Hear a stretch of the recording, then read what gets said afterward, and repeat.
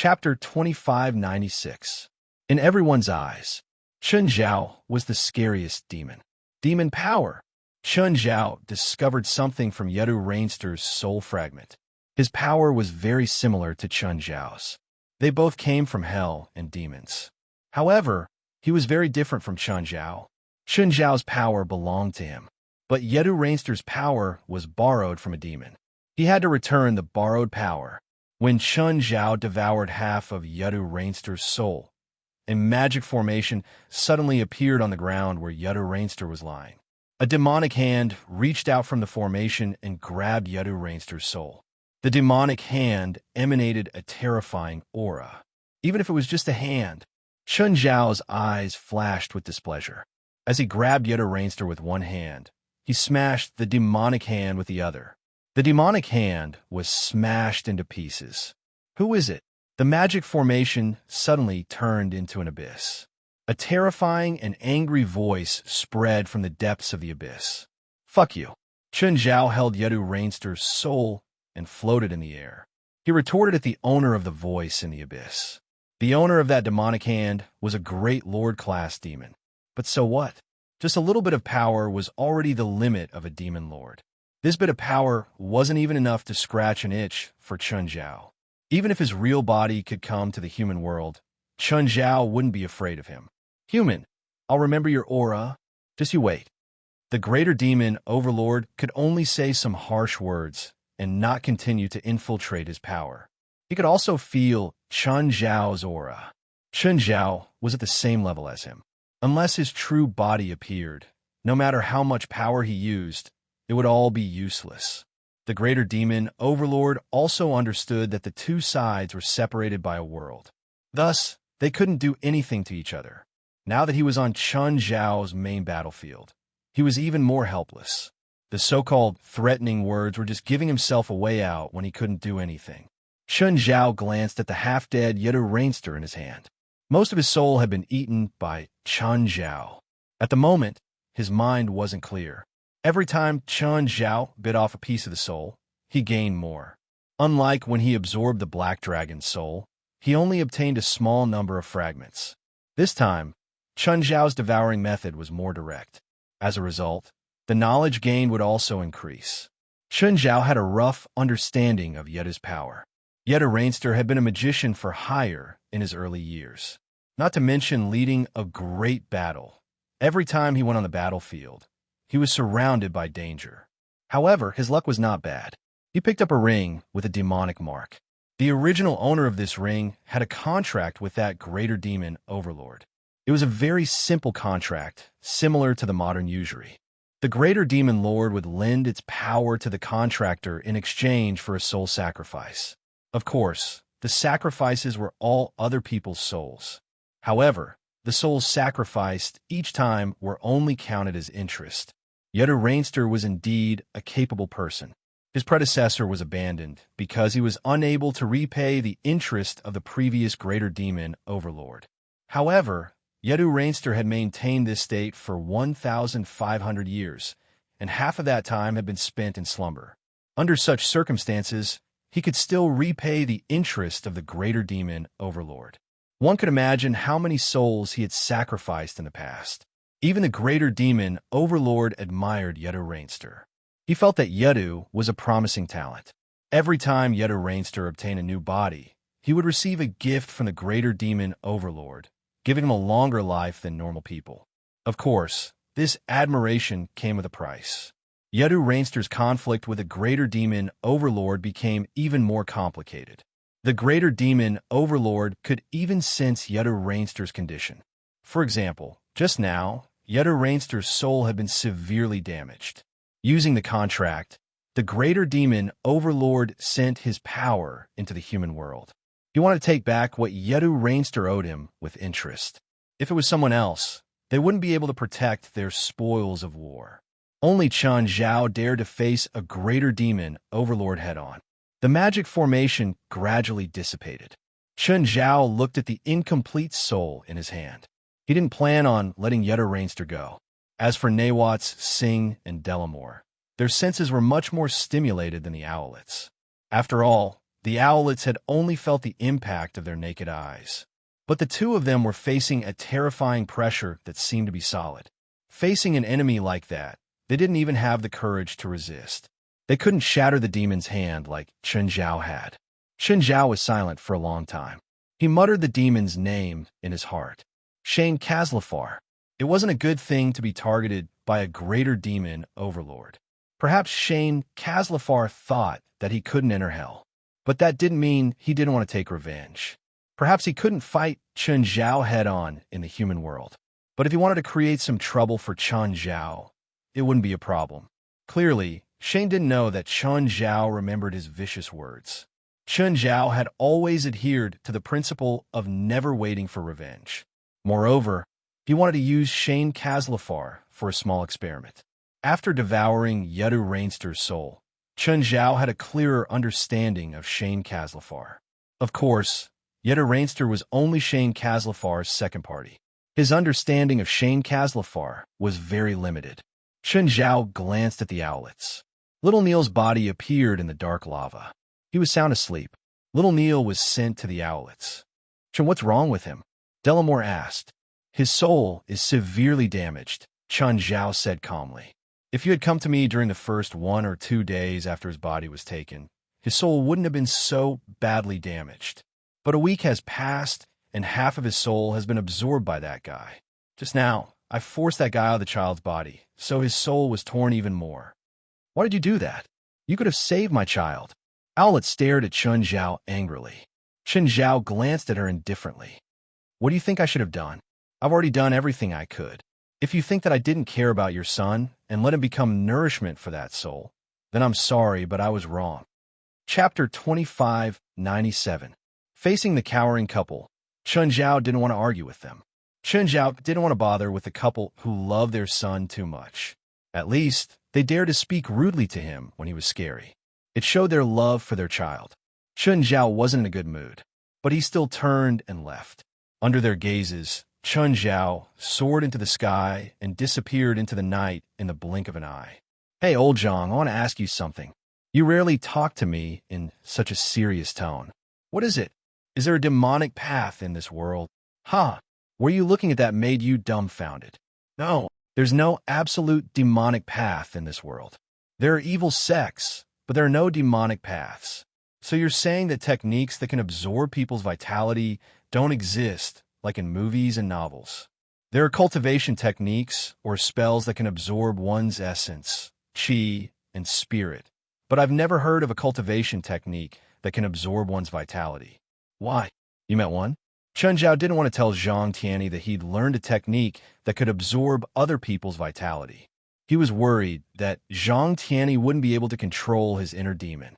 After all, it was normal for people to be more afraid of death as they grew older. To prolong one's life. Who knew if he would do something that would cross the line? Chen Zhao didn't dare to overestimate anyone's morality, even if the person was highly respected. Chen Zhao suddenly thought of a possibility. The heavenly pattern of the small world was like a growing sapling. The flesh and blood were like nutrients for the heavenly pattern. But Chen Zhao wasn't sure if everyone's small world and heavenly pattern were the same. Or did you learn a technique that absorbs other people's vitality? Zhang Tianyi seemed to have sensed something. Chen Zhao still answered Zhang Tianyi's question with silence. Zhang Tianyi seemed to confirm his guess. After a while, Zhang Tianyi said, "Can you tell me the specifics?" Chen Zhao was hesitating whether to tell Zhang Tianyi. But if Zhang Tianyi activated the heavenly pattern himself, he would eventually come into contact with it. The difference was nothing more than a question of whether it was a little earlier or a little later. In the end, Chen Zhao told Zhang Tianyi his discovery. Zhang Tianyi was silent for a while. Are you afraid that I'll go down the wrong path? Don't you think I should be afraid? Chen Zhao was really afraid that one day he would be on the opposite side of Zhang Tianyi. For an existence at Zhang Tianyi's level, no one would be able to keep him in check once he harbored evil thoughts. Chen Zhao was the only person in the world who could fight against him. I already have some guesses about your situation. You have a guess? What you're absorbing isn't the life force in the flesh, but the nutrients. Zhang Tiany's guess seemed to be very consistent with his own. You and I both know that the higher one's cultivation, the longer one's lifespan will be. However, the key question is, how is the process of transforming power into lifespan achieved? What you've discovered just proves that the process of transforming power into lifespan, although we haven't completely analyzed it, it has already taken us a big step forward. Zhang Tiany paused for a moment, then continued.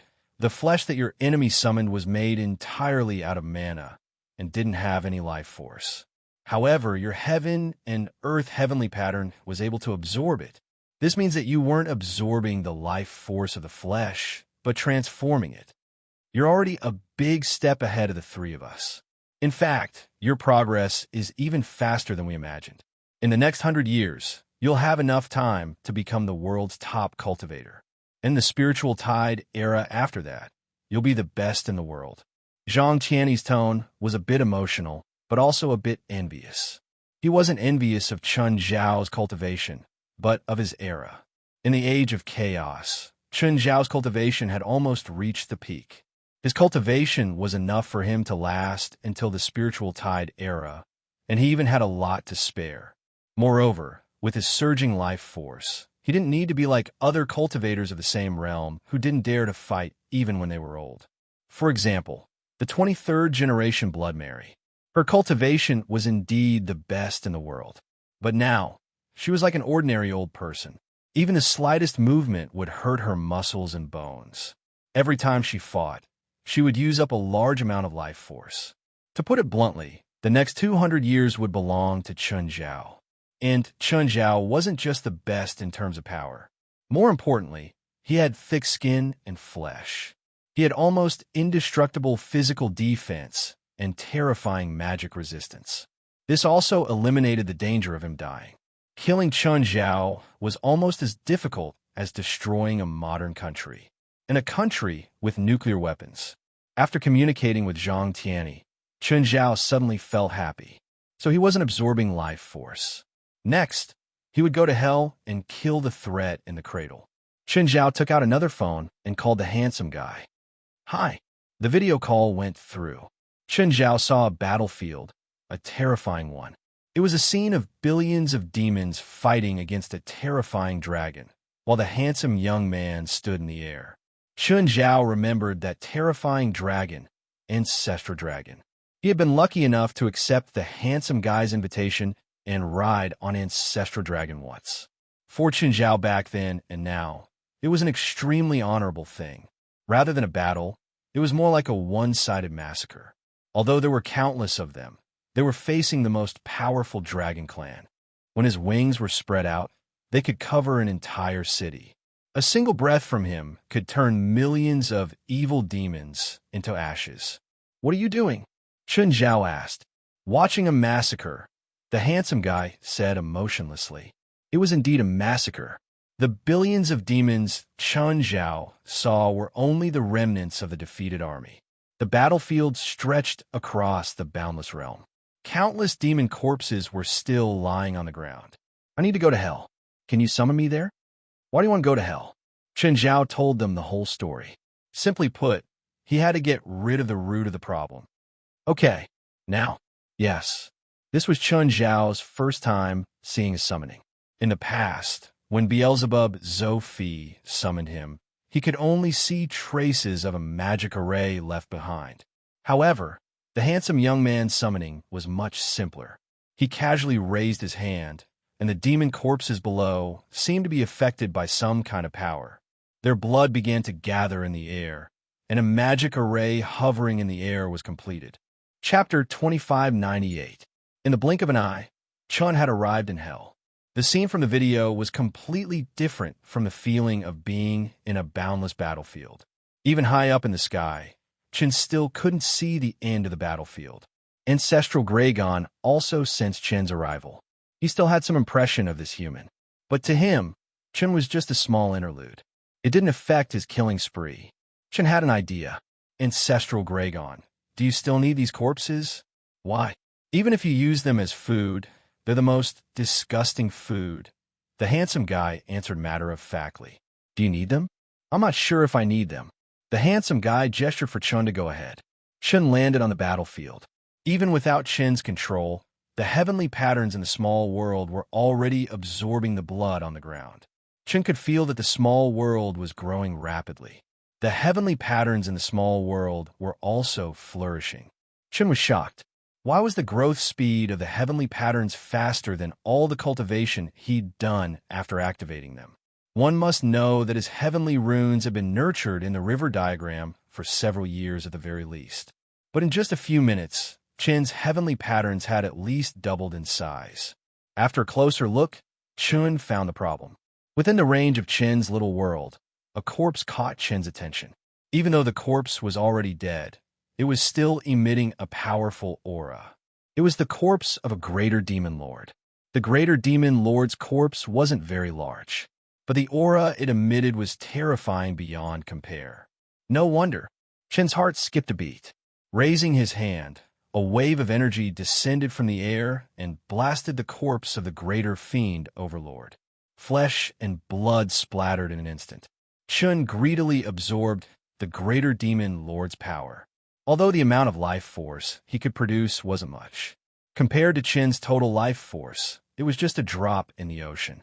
But the heavenly patterns in Chen's small world were flourishing. Compared to ancestral Gragon, Chen was more like a trash picker. But Chen was very happy to pick them up. Just then, the handsome guy's voice reached Chen's ears. 1,000 miles ahead of you, there are 2 greater demon lords' corpses. Chen looked up at the handsome guy in the sky and nodded slightly. The value of the nearby greater demon overlord had basically been sucked dry by Chun. Chun Zhao ran straight to where the handsome guy was pointing. Although the corpses of the 2 greater demon overlords were inconspicuous, they were very easy to find. That was because they exuded an extraordinary aura. After absorbing the essence of the first great demon lord, Chun felt that the power of his little world had more than doubled. Rather than strength, it should be called growth. Chun used the same trick again, frantically absorbing the power of the 2 greater demon overlords as nutrients for the minor world pattern. Although the amount of life force was better than nothing, the growth of the small world had reached an astonishing level. The coverage of the small heaven and earth did not increase by much. Instead, it was more of an internal growth. The diameter of the pocket world was originally a little over 1,000 meters. Even after cultivating for a long time, it only extended to about 1,100 meters. Currently, the diameter of the small world was about 1,300 meters. Proportionally speaking, it had indeed grown a lot. However, compared to the increase in range, Chen was more concerned about the internal growth. After absorbing the essence of the 2 greater demon overlords, the power of Chen's little world had increased by at least 10 times. This was not the effect of 1 plus 1. The difference between a 200-kilogram fatty and a 200-kilogram strong man was not just a little. In the past, Chen's little world had always been fat. It was huge, even bigger than Zhang Tianyi, 23rd Blood Mary, and Bifla's little world combined. However, in terms of strength, it was even weaker than them. After Jin activated his little world, the situation had improved considerably. Now, after a few internal growth, Chen's little world was much stronger than before. Just then, the handsome guy's voice sounded again. Your domain is very special. Special? Chen's heart skipped a beat. What's so special about it? Your domain has no attributes, but it has the ability to break down and reassemble other people's energy. Break down and reassemble? Chen was a little dazed. Even he could not understand the principles behind his little world patterns operation. However, the handsome guy could see the principles behind his little world pattern at a glance. Everyone's domain is different, right? Actually, everyone's domain is the same. No matter how it manifests, the effect is the same. It absorbs spiritual energy from the outside world and transforms it into your own magic. Of course, it manifests differently, but the essence is the same. For example, you can use your domain to create neutron stars. That's the difference in manifestation. However, your domain can break down and reassemble other people's energy. That's very special. After all, Chun and the handsome guy were a Pacific Ocean apart, so Chun could only barely understand part of the content. The more profound questions, such as what the handsome guy had said about breaking down and reassembling other people's energy, all Jin could understand was the literal meaning. Also, the greater demon overlord you're looking for is in that direction. The handsome guy pointed Chun in that direction. Thank you. You're welcome. Also, don't forget my request. It's already in progress. That's good. I'll go there first. If there's time, we can talk again. Go. It'll be a tough battle, the handsome guy said. Is that Shane Caslafar very strong? The handsome guy suddenly smiled. If I reveal the answer now, it'll be very boring. You should experience the battle yourself. Trust me, it'll be very meaningful to you. Hearing the guy's words, Chen could not help but be curious. What kind of battle would be meaningful to him? Chen did not know how far away Shane Caslafar was from him. Anyway, if he followed the direction the handsome guy had pointed out, he would definitely be right. Chun moved forward in energy form, so he was naturally very fast. He also intentionally hid his aura. Shane Caslafar remembered his aura. If Chen approached him, he would definitely sense it and raise his guard. Chapter 2599. In the southwest of Hell, in the center of the Black Land, there was a huge volcano that never calmed down. This volcano was called the Volcano of Despair.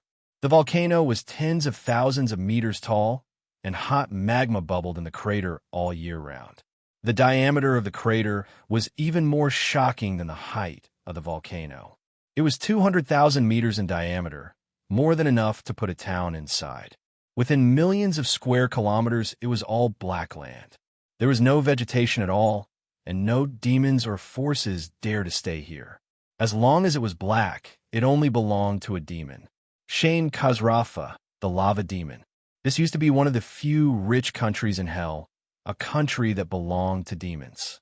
The nature of demons was difficult to restrain and manage, so demon kingdoms were rare existences in the vast Hell. Compared to the long lifespans of demons, demon countries could only exist for a very short time. A 1,000-year kingdom was already considered a long time. Thousands of years ago, Shane Khazrafa came. In just one night, the supervolcano erupted with world-destroying lava. Then, the demon country was razed to the ground. The name of the lava demon also resounded in the Black Land. In the following thousands of years, Shane Khazrafa continued to wreak havoc on this land. In the end, this fertile land became a wasteland. In the crater, on the floating island where the lava had not spread, a 20-meter-tall red demon sat on his lava throne. Just then, a figure descended from the sky and landed directly in the lava, causing huge waves. The figure gradually floated up from the lava pool. Standing above the pool, the lava under his feet instantly cooled and turned into black stones. Lanka, I don't like people messing around in my territory. Shane Khazrafa looked at the newcomer with dissatisfaction. Messing around? You're saying I'm messing around? I'm an honored guest you've invited. This demon, named Lanka, was almost the same size as a standard human. However, his skin was pale, and there was a pair of demon horns on his head. Shane Khazrafa was very unhappy with Lanka's provocation. Don't forget where this is, and don't forget who I am. Of course I remember, Lord Khazrafa. Ronko's tone was filled with obvious disdain, completely provoking Shane Khazrafa. However, Lang Kaz suddenly saw that half of Shane Khazrafa's left arm was gone. Hey, Khazrafa, you're actually injured. I'm very curious who broke your arm. With your injury, you won't be able to recover in less than 10 years. Shane's face darkened. It has nothing to do with you. If you think you can do whatever you want in front of me, just because I'm injured, you're gravely mistaken. Due to the injury to his arm, his strength had decreased. However, this was his main battlefield after all. He was not afraid of any enemy, even if it was his old enemy, Ice Calamity Lang Ko. Suddenly, a huge shadow appeared above the two greater demon overlords. Lanka and Shane Caslafar both looked up and saw a huge black monster with a lion's head and a bird's body. This monster was hundreds of times bigger than Shane Caslafar. Enfant Nelly. The two demons revealed a look of fear. The huge monster called Onfanelli landed at the edge of the crater. Kiki, Kazrafa, what happened to your broken arm? Onfanelli let out a strange laugh. Shane Kazrafa's expression was very ugly. It seemed like the first thing everyone did when they arrived was laugh at his broken arm. After that, the greater devil overlords from various places appeared one after another. There were more than 30 of them, and they were all terrifying existences. The first thing these 30 greater demon overlords did was laugh at Shane Kazrafa's broken arm. Kazrafa, did you sacrifice your arm to Lord Alpha? Ha! Nicolo, you actually know how to joke. Enough.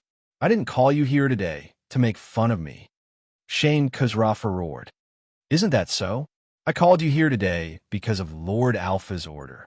Shane Kazrafa took out a crimson token.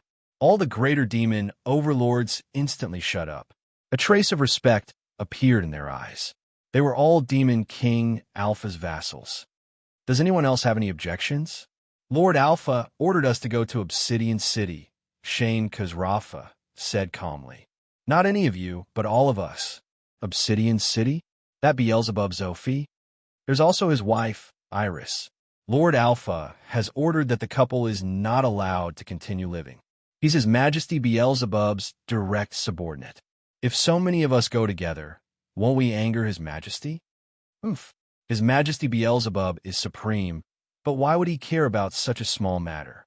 Of course, although Shane Kazrafa said it was a small matter, everyone knew that it wasn't. But they all knew that it wasn't a small matter. They all knew the entanglement within. It wasn't that Demon King Beelzebub didn't care about such a small matter. It was just that it wasn't convenient for him to intervene. But it didn't mean that he couldn't do anything. They were Alpha's vassals. But compared to Beelzebub, Alpha and Beelzebub were completely different. Beelzebub was the supreme great demon king, and Alpha was only a secondary demon king. It seemed like they were only one level apart. But this one level was a gap that could never be made up for.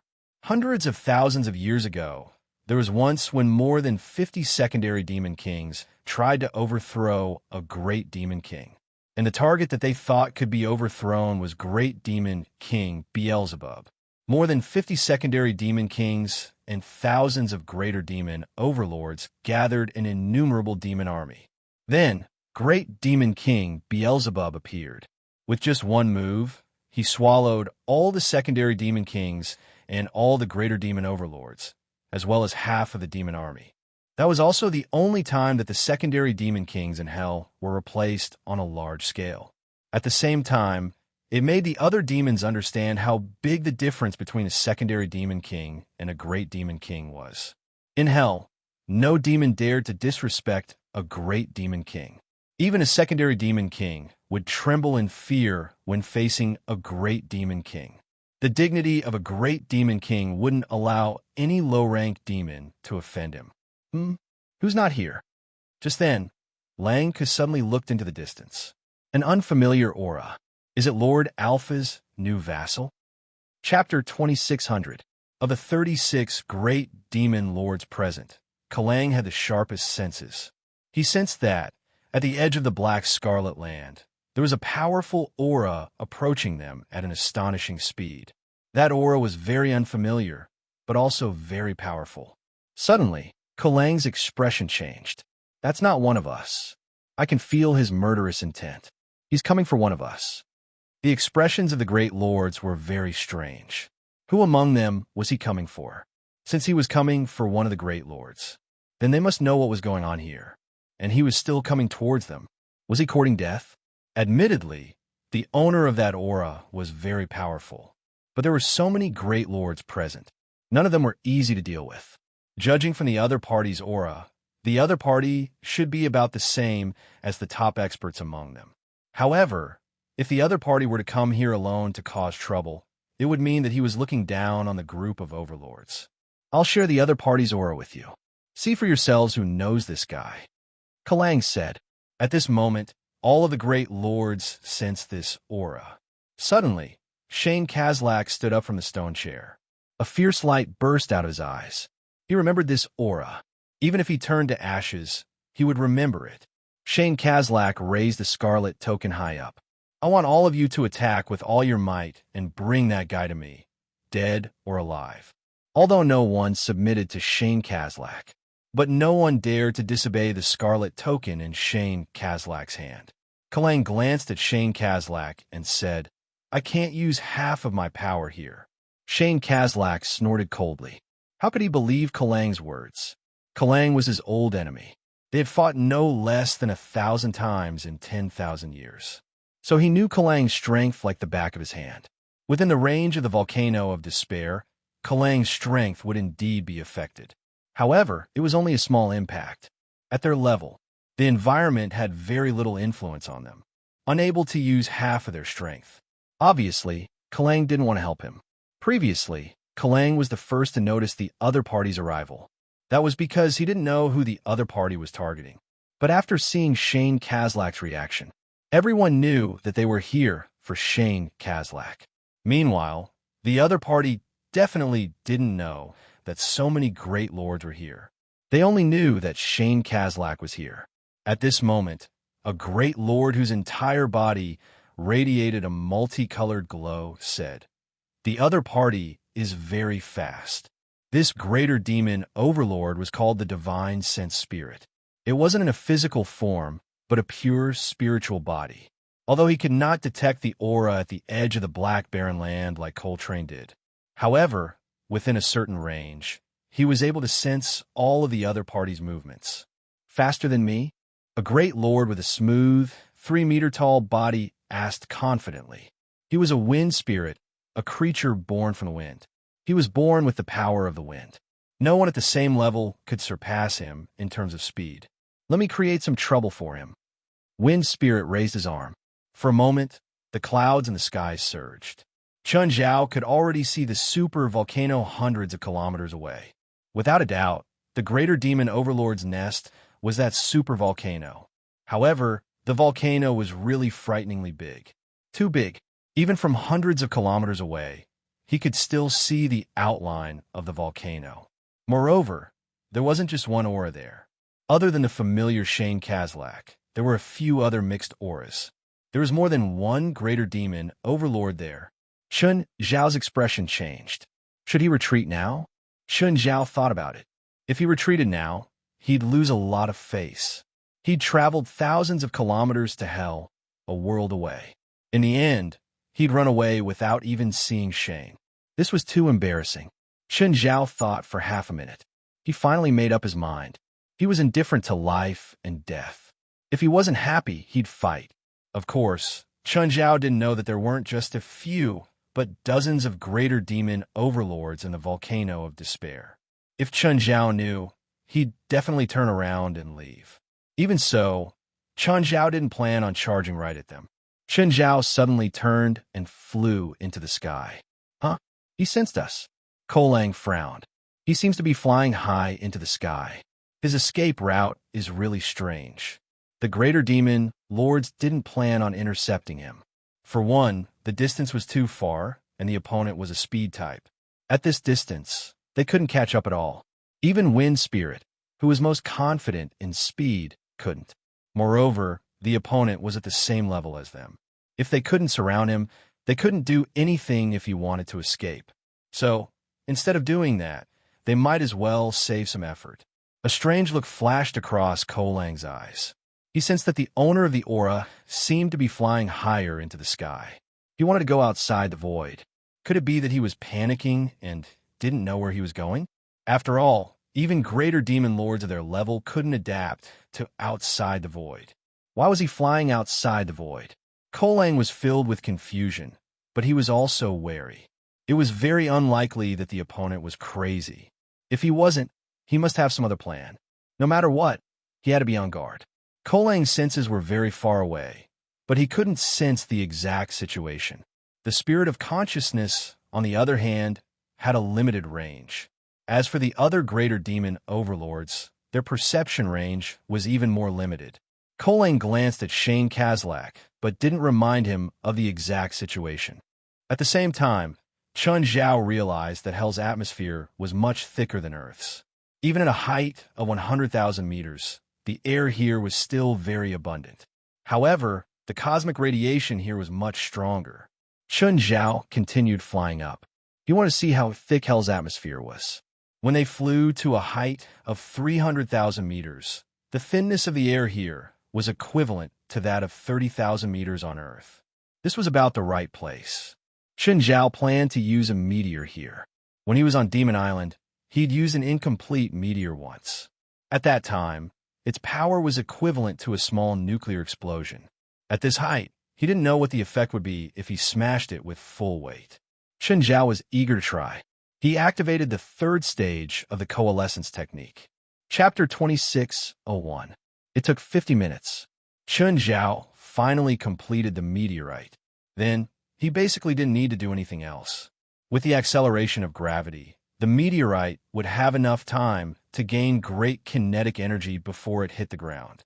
Of course, Chun Zhao didn't just do nothing. Instead, he used all his strength to pull the meteorite down. This allowed the meteorite to gain more initial kinetic energy. Soon, Chun Zhao realized that he wasn't pulling the meteorite down anymore. Instead, he was being pressed down by the meteorite. The meteorite fell faster and faster. It was already heating up from the friction with the air.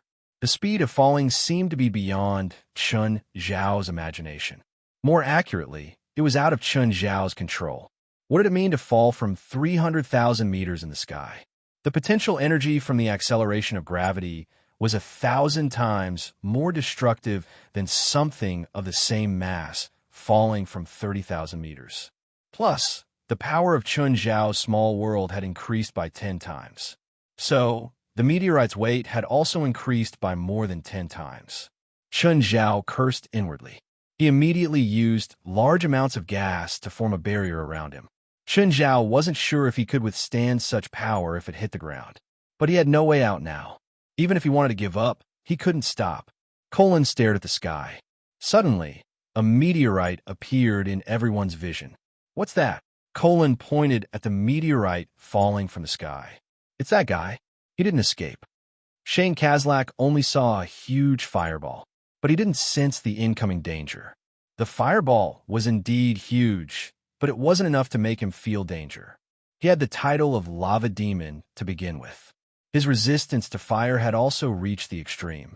After all, he could eat and drink in lava. Of course, his resistance to fire wasn't weak. So, he didn't care too much about the huge fireball. As for the other demon lords, they didn't care too much either. They were stronger than Shane Kazrak, not weaker. Similarly, no one would be afraid of a mere fireball, even if the fireball was ridiculously huge. Some greater demon overlords cast a defensive barrier on themselves.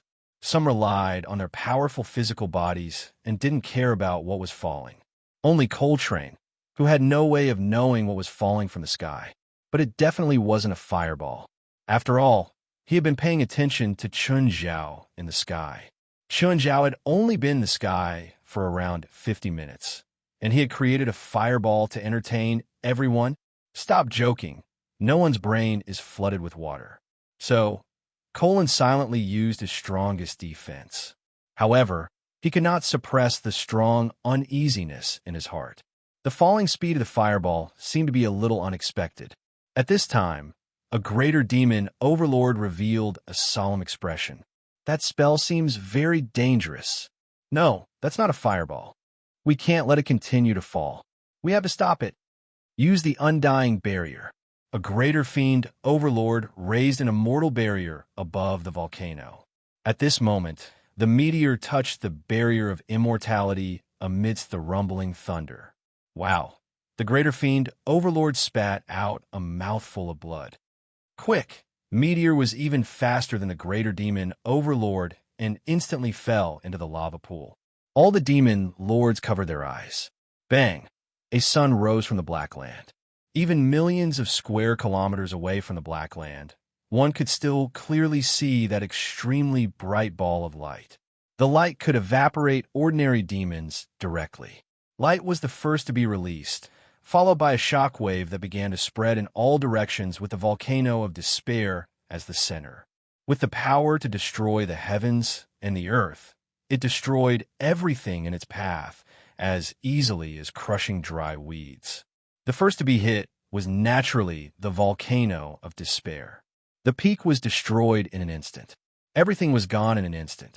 In the moment of the collision, Chun Zhao was the first to be hit. Chun Zhao's skin kept cracking and blood kept spurting out. Even though Chun Zhao was in his strongest state, even though he'd prepared everything beforehand. But now, Chun Zhao really felt like he was going to die. Under the huge impact, his body's functions were on the verge of collapse. Chun Zhao could not see anything. All his senses had been destroyed too. All that was left was soul-tearing pain. Just then, Chun Zhao felt the nirvana flame ignite in his body. He did not activate it on his own. He was forced to activate the nirvana flame. This meant that Chun Zhao was really close to death. Only when he was close to death would he activate the nirvana flame on his own. This feeling was very special. It was Chun Zhao's first time in this state. The pain disappeared and was replaced by another feeling.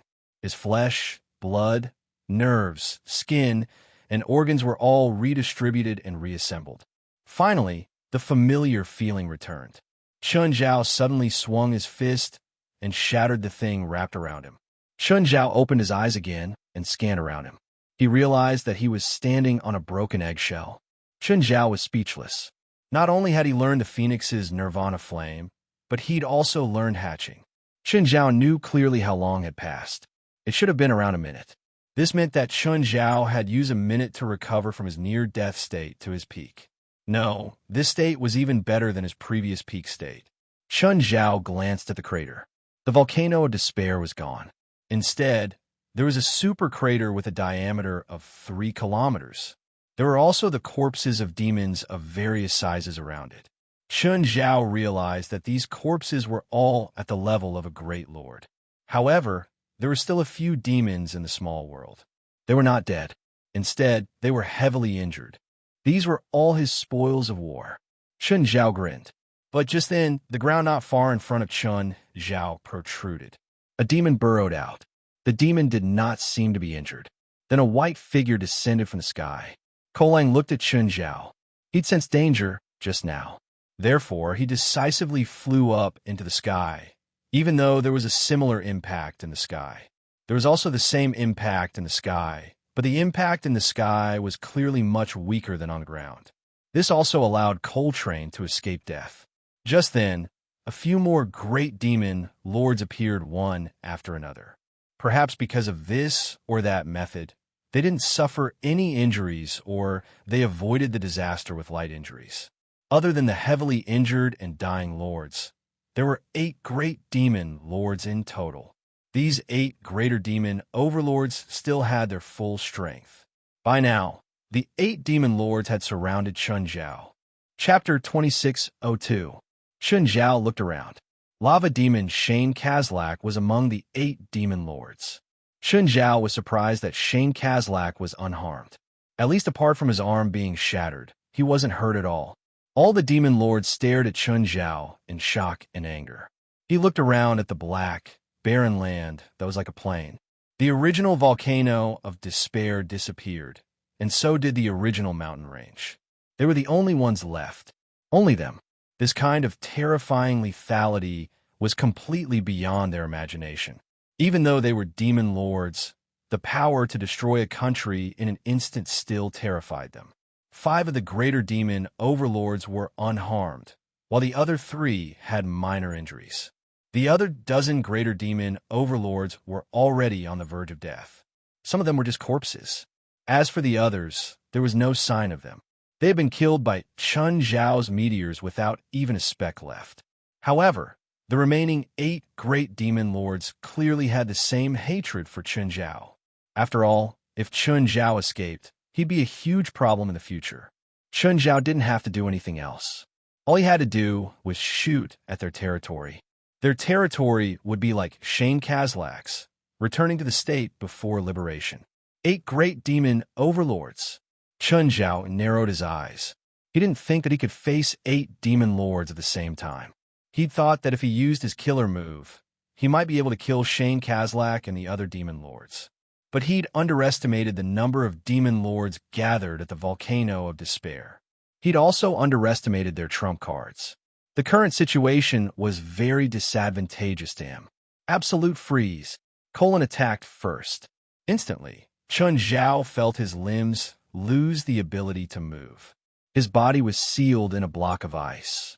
Chun Zhao even felt that all the cells in his body had lost the ability to move.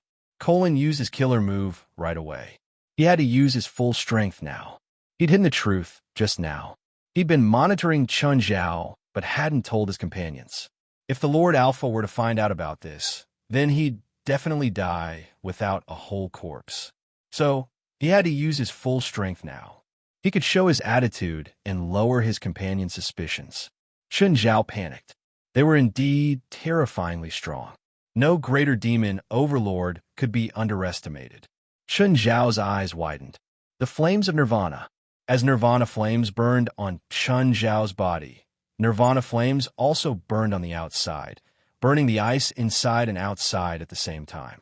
The greatest power of this absolute ice seal did not lie in its low temperature, but in its ability to cause a living being's bodily functions to lose their vitality in an extremely short period of time.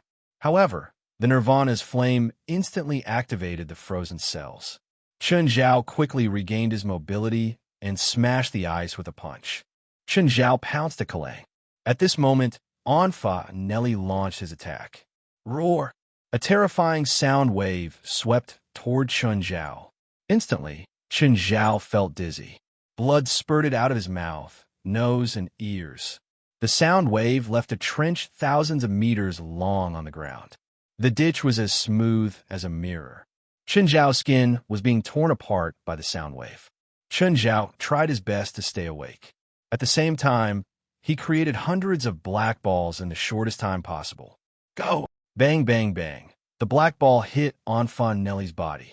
Enduring the pain, Enfant Nelly temporarily stopped his sonic attack.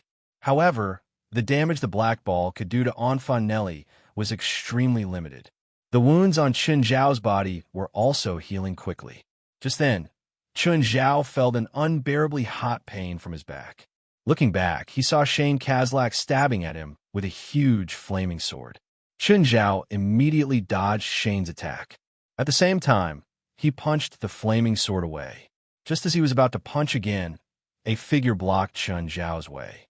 It was a greater demon lord with muscles all over its body. His limbs were thick, and the bulging veins on his skin looked like old tree roots. The demon lord blocked Chun Zhao's fist with his arms. Although he managed to block Chun Zhao's punch, his feet still skidded hundreds of meters on the ground. Chun Zhao was surprised that someone could actually block his punch. However, the muscular demon Greater Lord was similarly shocked. Such terrifying strength. He'd actually lost to Chun Zhao in his area of expertise. Just then, an arrow shot toward Chun Zhao. Chun Zhao actually couldn't dodge the attack. In fact, he didn't even notice the attack before he was hit. From the corner of his eyes, Chun Zhao glanced at a tall and slender demon lord not far away. The demon lord's movements were quick and sharp. He held a curved bow in his hand. The arrow he shot didn't have any trajectory or aura. Chun Zhao could only determine the arrow's trajectory based on the direction the demon lord pulled the bow. However, when Chun Zhao dodged again, he found himself hit by another arrow. Troublesome, really troublesome. None of the 8 demon lords were easy to deal with. Moreover, the 8 demon lords had teamed up. This made Chun Zhao suffer even more. He couldn't continue like this. He had to end the battle quickly or think of a way to escape. Now, the 8 demon lords didn't continue chasing. Instead, they repositioned themselves. They clearly planned to slowly exhaust Chun Zhao to death. This was a very good tactic. This could prevent Chun Zhao from fighting them to the death. Right now, Chun Zhao also needed to regroup. The enemy's temporary retreat gave him a chance to catch his breath. Suddenly, Chun Zhao realized that there were still remnants of the demon lord's power in the air. The owners of this power were all the demon lords that Chun Zhao had killed earlier. They hadn't completely dispersed. Instead, they lingered nearby. Chun Zhao realized that his small world could absorb this power much more easily than before. Glancing at the 8 demon lords, Chun Zhao absorbed the power without batting an eyelid. After a short period of recuperation, the 8 greater demon overlords attacked once more. However, this time, Chen Zhao wasn't in a hurry to succeed. Instead, he focused all his attention on dodging their attacks. The saying that a prolonged defense would lead to a loss was also useful for Chen Zhao. Before long, Chen Zhao was hit consecutively. However, Chen Zhao didn't fight back because of this. Instead, he patiently stalled for time. These attacks weren't weak, but they weren't fatal. Chen Zhao needed time to absorb the remaining power of the demon lords in the air. His small world was growing silently. The 8 demon lords didn't notice anything different. They were still working together to attack Chen Zhao. 9 Heavens Divine Emperor. Chapter 26:03. Right now, Chen Zhao looked like a cornered beast.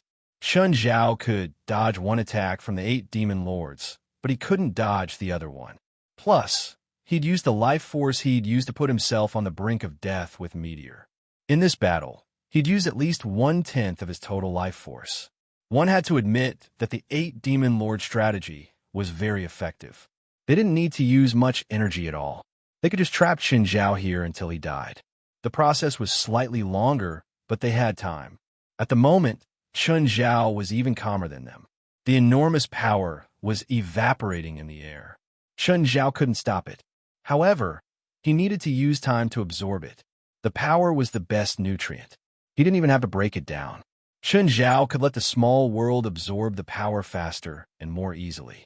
Then, it would turn into nutrients for the small world. Finally, all the power dissipating in the air was absorbed by Chen Zhao.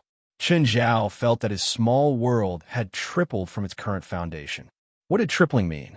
It was about 30 times stronger than his original state. The diameter of the small world had reached 1,500 meters. It was time to counterattack. In an instant, Chen Zhao condensed tens of thousands of black balls in the small world. All of the greater demon lords were stunned. The next moment, tens of thousands of black balls shot toward the 8 demon lords from all directions. After all, not every greater demon overlord had powerful defenses. The tens of thousands of black balls were terrifyingly destructive. Chen Zhao even felt that the small world's power surpassed his own. Moreover, Chen Zhao's attacks were limited. However, the small world attacks were freer and more convenient. The 8 demon lords hurriedly put up their magic shields or dodged Chen Zhao's attacks.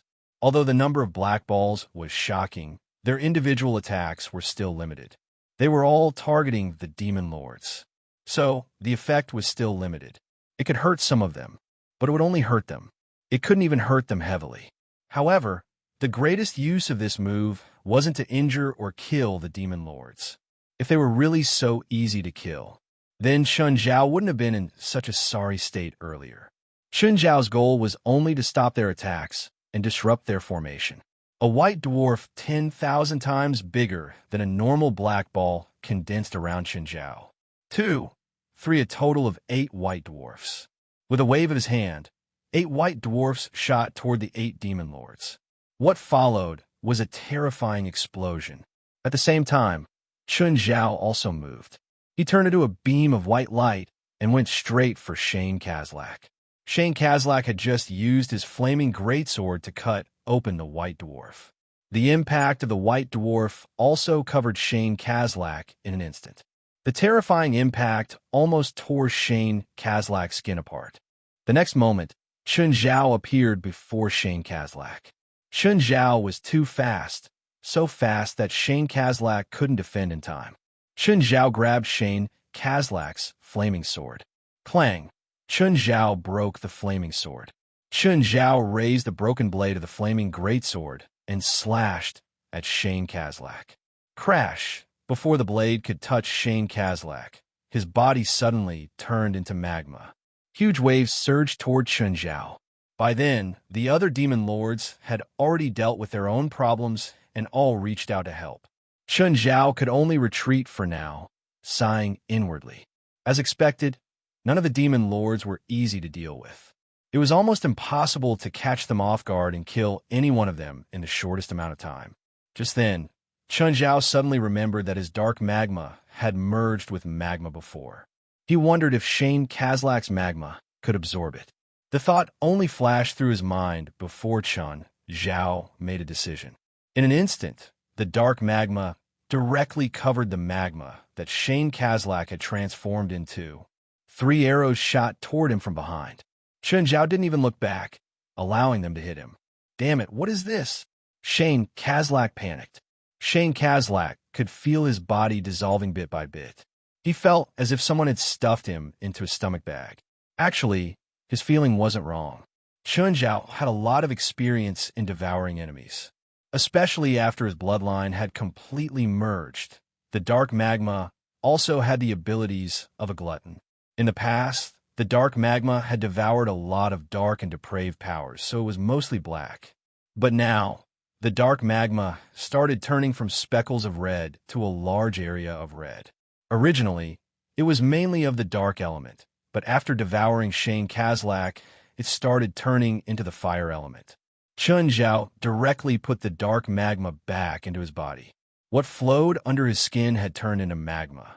Chun Zhao also realized that this new power in his body was especially compatible with the Nirvana flames. Absolute freeze. While Chun Zhao was still standing, Colin gave Chun Zhao an absolute freeze from behind. But this time, although Chun Zhao was frozen, he wasn't frozen like the first time. Chun Zhao moved his limbs and casually shattered the absolute freeze with a punch. Colin's expression changed because he felt the scorching aura from Chun Zhao's body. It was the aura he hated the most, just like Shane Kazlak's. Just then, Chun Zhao felt danger. The archer had inadvertently set up a magic array.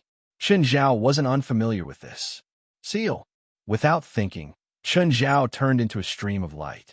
Back then, when he'd faced Leviathan Aberrant Tajimas, he'd almost sealed Chun Zhao as a mere lord of the demons.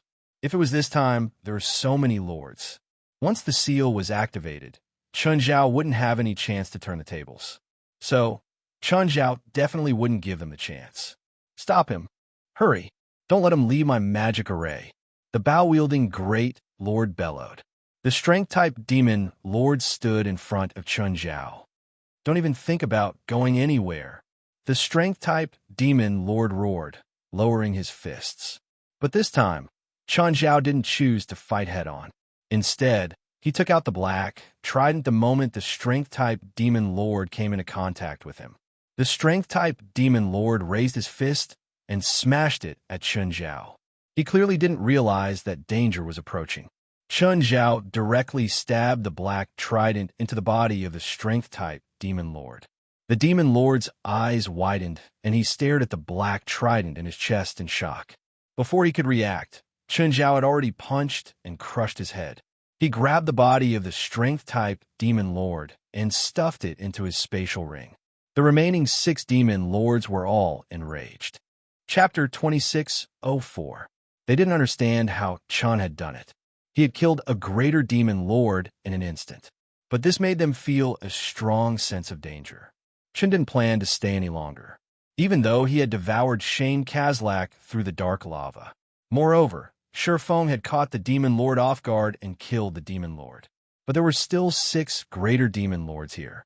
Every one of them was terrifyingly powerful. He could kill 2 in a row, but that didn't mean he still had a chance. Plus, if he continued to stay, he might not even be able to kill a single one. Instead, he would be killed. If it was a one-on-one, Chun was confident that he could kill any one of them. But they wouldn't give him such a chance. Even with the black trident, it would be difficult for Chun to have the same opportunity. The black trident would make them wary, but at the same time, it would make them greedy. Chun wouldn't give them such a chance. Chun glanced at his surroundings. The small world swept up the heavily injured and the corpses of the greater demon lords and ran away without any warning. The remaining 6 greater demon overlords looked at each other in confusion. None of them chased after Chun. After thinking for a while, they realized that it wasn't Chun who had killed the greater demon lord in an instant. It was the black trident in Chun's hand. That thing was indeed a supreme treasure, but it would probably be a death sentence. Plus, Chun wasn't a kind person. He would wait for them to kill him. This was an enemy even more ferocious than they were. None of them had the confidence to kill Chun. Plus, they didn't trust each other enough. Actually, if they had been willing to give up everything and cooperate with Chun, Chun wouldn't have been able to escape now. It was because they were wary and suspicious of each other. That was why Chun had the chance to counterattack and even break through their alliance. Chun didn't swagger away. Instead, he hid his aura and headed toward Obsidian City. This place was very far from Obsidian City. Along the way, Chun first killed the few dying demons and stored their corpses in his spatial ring. Otherwise, it wouldn't be convenient. After flying for a full 4 hours, Chun finally approached Obsidian City. Just then, he saw a huge figure appear in the distance. Chun immediately returned from his energy form to his physical form. Iris. Chun, it's you? Iris thought that it was an enemy. She could only sense a terrifying aura approaching, but she was unable to identify the other party. Now, she and Beelzebub Zophi were already frightened by the mere twang of a bow. Although they had just won a match not too long ago, they occupied the territories of the three-headed devil and the red eagle, as well as a large amount of resources. But this also caused the wrath of their enemy, King Alpha. Although the two of them were considered to be at the peak of the greater demon overlords, they were still inferior to the demon overlords. But it was impossible to resist the Alpha Demon King. The 30-plus greater demon overlords under him could easily slaughter them. Iris, let me rest in the castle for a while, Chun said. Although he was in a good state now, the previous high-intensity battle still made his mind tense, and his body was not very comfortable. Iris nodded. Get on my back. Iris brought Chun into Obsidian Castle. Who summoned you? You seem to have just been through a battle. Where's Zophi? Some unfamiliar demons are approaching the border of our territory, Iris said. Zophi went to check the situation. She was the only one guarding Obsidian Castle now. This was why she was so nervous earlier. What's wrong with you? Chun took out his spoils of war, the corpses of greater demon overlords. Big ones, small ones, all of different shapes. Iris was shocked and took 2 steps back. Her eyes were filled with horror. This is, I came to hell to find a greater demon overlord to solve some personal problems, but I accidentally barged into their gathering. After a fight, I killed a few and escaped. This is Shane Kazlak's Balrog's sword. This is the helmet of the dead. It's from the Nether Tower. This is Morgate's head. You. How many greater demon overlords did you kill? I don't know the exact number, but my victory was very unexpected.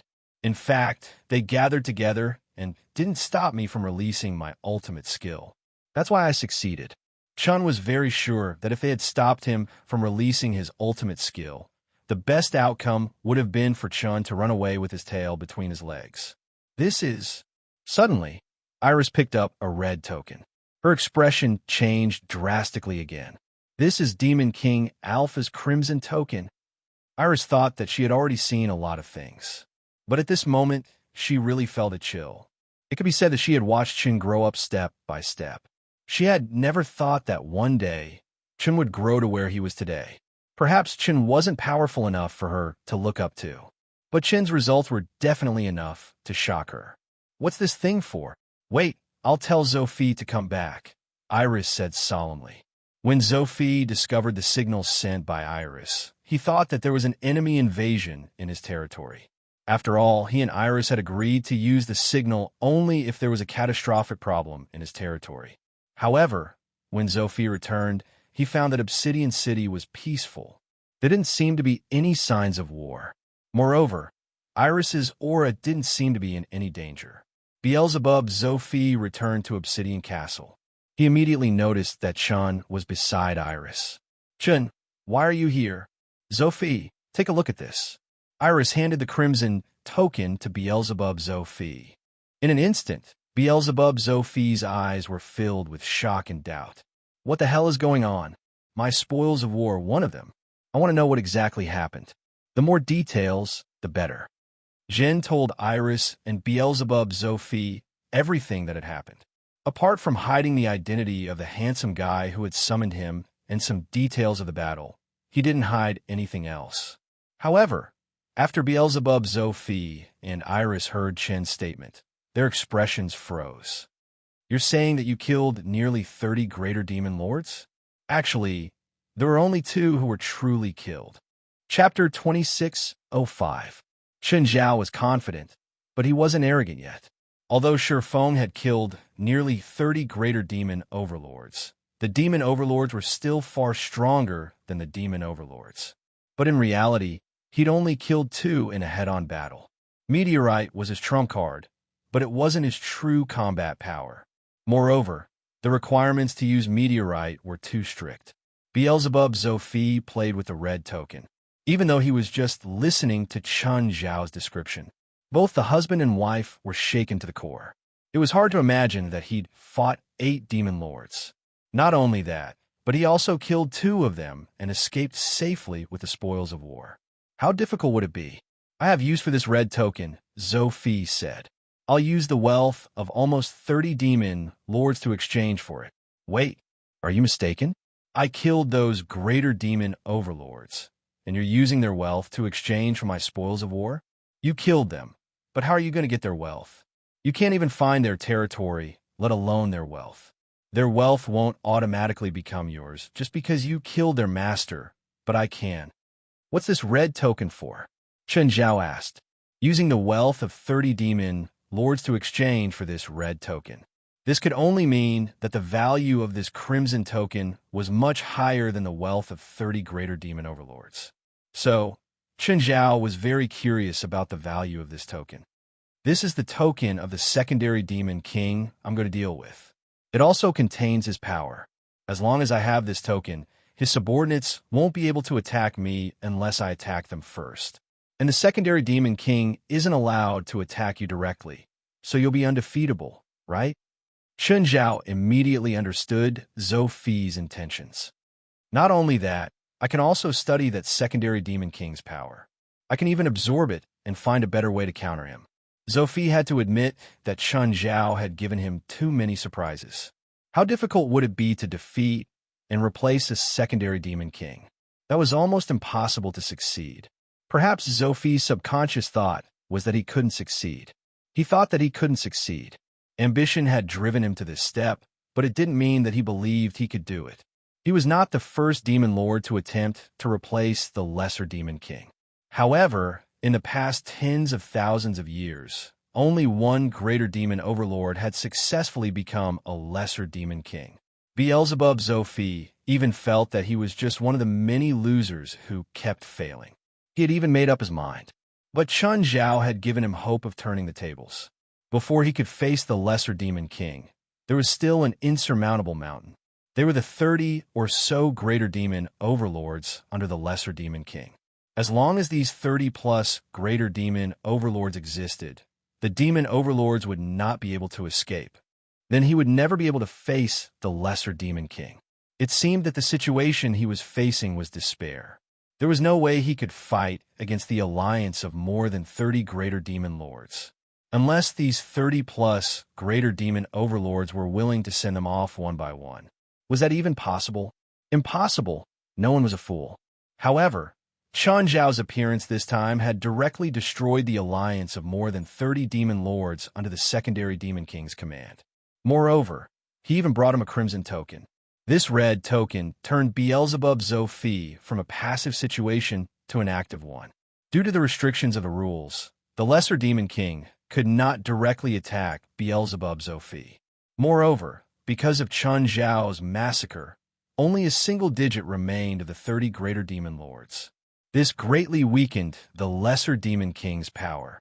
The level of a lesser demon king's power was related to the number of greater demon lords under him. Moreover, the remaining greater demon lords could not directly attack Beelzebub Zophi with the crimson token. This meant that as long as Beelzebub Zophi was willing, he could choose to attack at any time. Of course, the crimson token could only maintain a situation where he would not be defeated. It was not a hope of victory. He had to face a lesser demon king. A crimson token was far from being able to change the outcome. Of course, even so, it was still enough to make Beelzebub Zophi excited. Oh, your alchemist subordinate already has results. I was going to summon you a few days ago, but you came yourself. Take me to see his results. Felt Nitake knew about Chun Zhao's arrival. At the entrance of his alchemy lab, he waited respectfully for Chun Zhao's arrival. When he saw Chun Zhao, he walked quickly and knelt on one knee to welcome Chun Zhao. Great master, Thank you for coming. If a normal person spoke to Chun Zhao like this and knelt on one knee, Chun Zhao would only think that there was something wrong with this person. However, this was hell, and felt Nightake was a demon. Everything was as it should be. I heard that you've already made the magic potion I needed. Yes, I've completed the divine power potion. Please forgive me for naming it on my own. Divine power potion? Does it really have such an effect? Please follow me. Felt Nightake brought Chun Zhao into the lab. There was a crystal container with a diameter of 2 meters and a height of 3 meters. The crystal container was filled with colorful liquid, like melted glass, slowly flowing in the container. The colors were so bright that Chun Zhao was dazzled.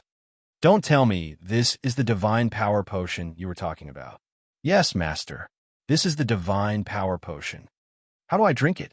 How much does it work? Master, it's actually not for drinking, Felt Nightake said. It's for soaking. Soak your body in the divine power potion and let the power contained in the potion seep into your body, said Felt Nightake. How much can it increase my power? Master, this divine power potion can't increase your power. Are you kidding me? Master, the divine power potion's true function is to improve your power, starting from the most basic power to the most advanced strengthening spell you've mastered. If you can use all your power perfectly, this divine power potion will be useless to you. If there's even the slightest flaw in your power magic system, the divine power potion will help you understand and perfect it. Divine King of the Nine Heavens. Chapter 26:06. Just soak it. You just need to soak it. Of course, you can also drink it, but it doesn't taste very good. Moreover, it can be used repeatedly after a certain period of time. If you drink it, it can only be used once. Can I take away directly? Chun Zhao asked. Of course. In fact, Fate Nitak had created this container for the sake of beauty and convenience. Other than making the divine power potion, Chun Zhao had to be perfect in other aspects. After taking the divine power potion, Chun Zhao bid farewell to Beelzebub, Zophi, and Iris. His time in hell had come to an end. Chun Zhao also brought some local specialties from hell back. When he returned to the human world, Chun Zhao received a call from Alex. Chun, where have you been these past 2 days? You weren't in the service area when I called you. I called Fei Lai, and she said you had something urgent, but she didn't tell me where you went. I thought you were kidnapped. Before going to hell, Chun Zhao had only told Fei Lai. Chun Zhao was about to explain when Alex interrupted him. But Alex interrupted him again. Forget it. But even if you're kidnapped, please let the kidnappers go or deal with it yourself. I have too many things on my hands right now. I don't have time to deal with such a small matter. Chun Zhao nodded. Is it a small matter to you that I was kidnapped? Everyone's time is precious. Are you willing to spend it on kidnappers? Or use it to make money? Fine. Compared to money, kidnapping is indeed a small matter. Chun Zhao shrugged. Why are you looking for me? It's about the contract between you and Ms. Jane Fankel. We've mostly settled it. Now, we just need your signature. What time? It's best if it's now. Now. Don't you want to reschedule? I've already said that my time is precious. Your time is precious as well. Her time is just as precious. Fine. Now, give me the address. Drive a good car to pick me up. I'll go with you. Oh, you have to change. Chun Zhao returned home. After changing, he drove a luxury car. Chun Zhao didn't really like driving his new Rolls-Royce Phantom. However, this car was indeed very suitable for decoration. Compared to a flashy supercar, a sedan was more suitable for a formal occasion. He'd gotten the latest Rolls-Royce Phantom not long ago. It was a gift from Amira. When Chun Zhao arrived at Alex's law firm, she even found one of her subordinates to be their driver for the time being. In Alex's words, people of their status needed a full-time chauffeur. Especially in formal occasions, the status of those who drove themselves would drop by a notch. This had nothing to do with wealth, but a matter of style. Chun Zhao didn't mind, but he still respected Alex's suggestion. Sitting in the back seat, Alex handed him a document. This is Madame Jane Fankel's message. Take a look. Is she only 45? Chun Zhao asked, confused. He had thought that Lady Jane, her uncle, would be a little older than him. Yes, is there a problem? Didn't you say that when she was in the 90s, she launched the biggest merger of the last century? At that time, she was not even 20 years old, right? To be precise, she's 19. Chen Zhao gasped. 19? What was he still doing? Spending all night in internet cafes with his roommates. She was already a force to be reckoned with in the financial market. She was the youngest recipient of a master's degree from Yale University's Department of Finance. At the age of 16, she began to get involved in the family business. At the age of 18, she officially took over the Caribbean Empire cruise line. At the age of 19, she reached the most glorious moment of her career. Although nothing similar happened in the following 20 years, the Caribbean Empire cruise line successfully became the world's #1 cruise line in her hands. The car drove into a luxurious manor. Along the way, there were many well-equipped men in black. This doesn't look like a rich manor. It looks more like a mafia family's nest, right? Alex seemed to know what Chen Zhao was going to say. What's her background? The Marx family from Italy. Almost all the information about her that's circulated around the world has concealed her surname. Her full name should be Jane Fankel Marx. After the car stopped, a man in black walked up to open the door for Chen Zhao. Are you sure that Madame Jane, our uncle, won't resort to other means to sign an unfair contract with us? It's an era where capital rules. If she still does business the way her family did in the past, she wouldn't have been able to develop Caribbean Empire Cruise Line to its current scale. Alex had interacted with all kinds of people, so she knew this very well. Every industry had its own rules. It seemed like the mafia was very scary. However, if they tried to clear their names, they would follow the rules more than others once they chose to enter a certain industry. Because they needed to clear their names, they couldn't use the same methods as before. This was their choice. Chen Zhao finally met Jane Fankel. Perhaps it was because of her meticulous makeup and matching of her clothes. Jane Fankel looked younger than in her photos. Hello, Mr. Chen. Jane Fankel extended her hand with a smile. Hello, Ms. Fankel. Welcome. Please come in. The two entered the living room with Jane Fankel's invitation. It looked like a scene from The Godfather that Chen Zhao had seen before. It had a very European style of decoration and solid wood furniture. After the two sat down, Alex spoke. Ms. Fankel, shall we go straight to the topic? Of course, Mr. Chen. Is that okay? Jane Fankel nodded, but then she looked at Chen Zhao. Meeting Jane Fankel's gaze, Chen Zhao said, My history is more like winning the lottery. I don't know anything about finance, so I leave most of my business to professionals. Alex is one of the most professional people. Of course, we all know how smart and capable Alex is, but this also has to do with Mr. Chen's trust. You flatter me, Chen Zhao said, smiling. Jane Fankel waved her finger behind her. One of her subordinates passed a bound document to Chen Zhao. Chen Zhao, on the other hand, pushed it in front of Alex. Divine King of the Nine Heavens. Chapter 26:07. It wasn't Alex's first time reading a contract. However, she still read it very seriously. However, after looking at it for a moment, Alex frowned. Ms. Fankel, did you take the wrong contract? Stunned, Jane Fankel asked, What's wrong? This contract is different for what we agreed on. It's also not the source document I saw the other day. Jane Fankel furrowed her brows. Help me point out what's different. Take a look. Here, and these 3 places. If my boss signs this contract, then my boss won't be selling the shares to you. He'll be giving you the shares and paying you $2 billion. Alex's expression was also very ugly. After all, she just promised that the other party wouldn't be so unruly. In the blink of an eye, she'd encountered such an unruly situation. After Jane Fankel made sure the contract wasn't the same as the one she had read before, her face turned pale. I'm very sorry, Mr. Chen, Ms. Alex. This is due to my negligence. I took the wrong contract. I'll give the original contract to Mr. Chen as soon as possible. At the same time, we'll increase the price by 5%. What do you think, Mr. Chen? Chen Zhao looked at Alex to see what her plan was. All right then, but I hope there won't be such a mistake next time. Chen Zhao and Alex stood up and prepared to leave. But just then, the black-clothed man at the door crossed his arms and blocked Alex and Chen Zhao's way. Chen Zhao turned around and looked at Jane Fankel. Ms. Fankel, can you explain what this means? Jane Fankel's shocked face was also tinged with anger. AMU, Tance, what are you doing? Just then, AMU, who had slicked back hair, said, Miss, we're now under Mr. Caesar's orders. Sorry. Caesar? You're under him? What can he give you? Jane Fankel was both shocked and furious. Caesar? Her useless brother? If he was even a little bit capable, he wouldn't have made her his heir. Mr. Max agreed yesterday that Mr. Caesar will be his successor, and at the same time, he will hand over all power to Mr. Caesar.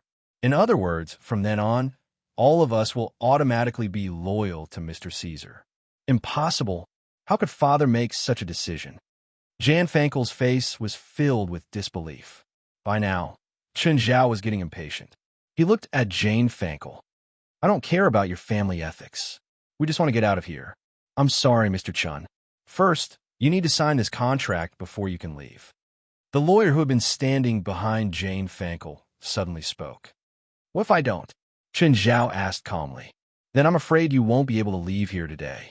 Just then, AMU and Tansk pointed their guns at the back of Chun Zhao's head. Chun Zhao glanced at Alex from the corner of his eye.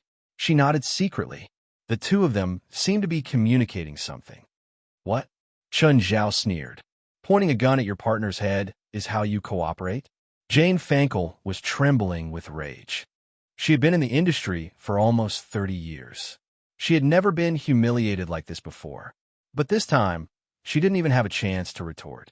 She wasn't angry at Chun Zhao's accusations and humiliation. She was angry at her own brother for doing such a despicable thing. If today's incident got out, then she and the business empire that she had built would be destroyed in a day. The bigger a company was, the more they cared about their reputation. Pointing a gun at someone's head and forcing them to sign a contract? This was unforgivable at any time. What would the regular tourists think? What would the shareholders of the company think? Chandler, did you change the contract too? Boss, I'm sorry, Chandler said calmly. Mr. Max also arranged for me to stay with you. Chun Zhao looked at Alex. Is that enough? Yes. Alex took out a portable recorder. That's enough to prove that you were acting in self-defense. AMU and Tansk suddenly realized that Chun Zhao had disappeared before them. The next moment, AMU felt a heavy kick on his back. Then he flew into the air. He didn't die, but Chun Zhao had broken his spine. Lying on the ground, his body was twisted. His upper body kept struggling, but his lower body didn't move at all. Startled, Tansk suddenly raised his gun and turned. But before he could aim at Chun Zhao had already broken Tansk's wrist with one hand.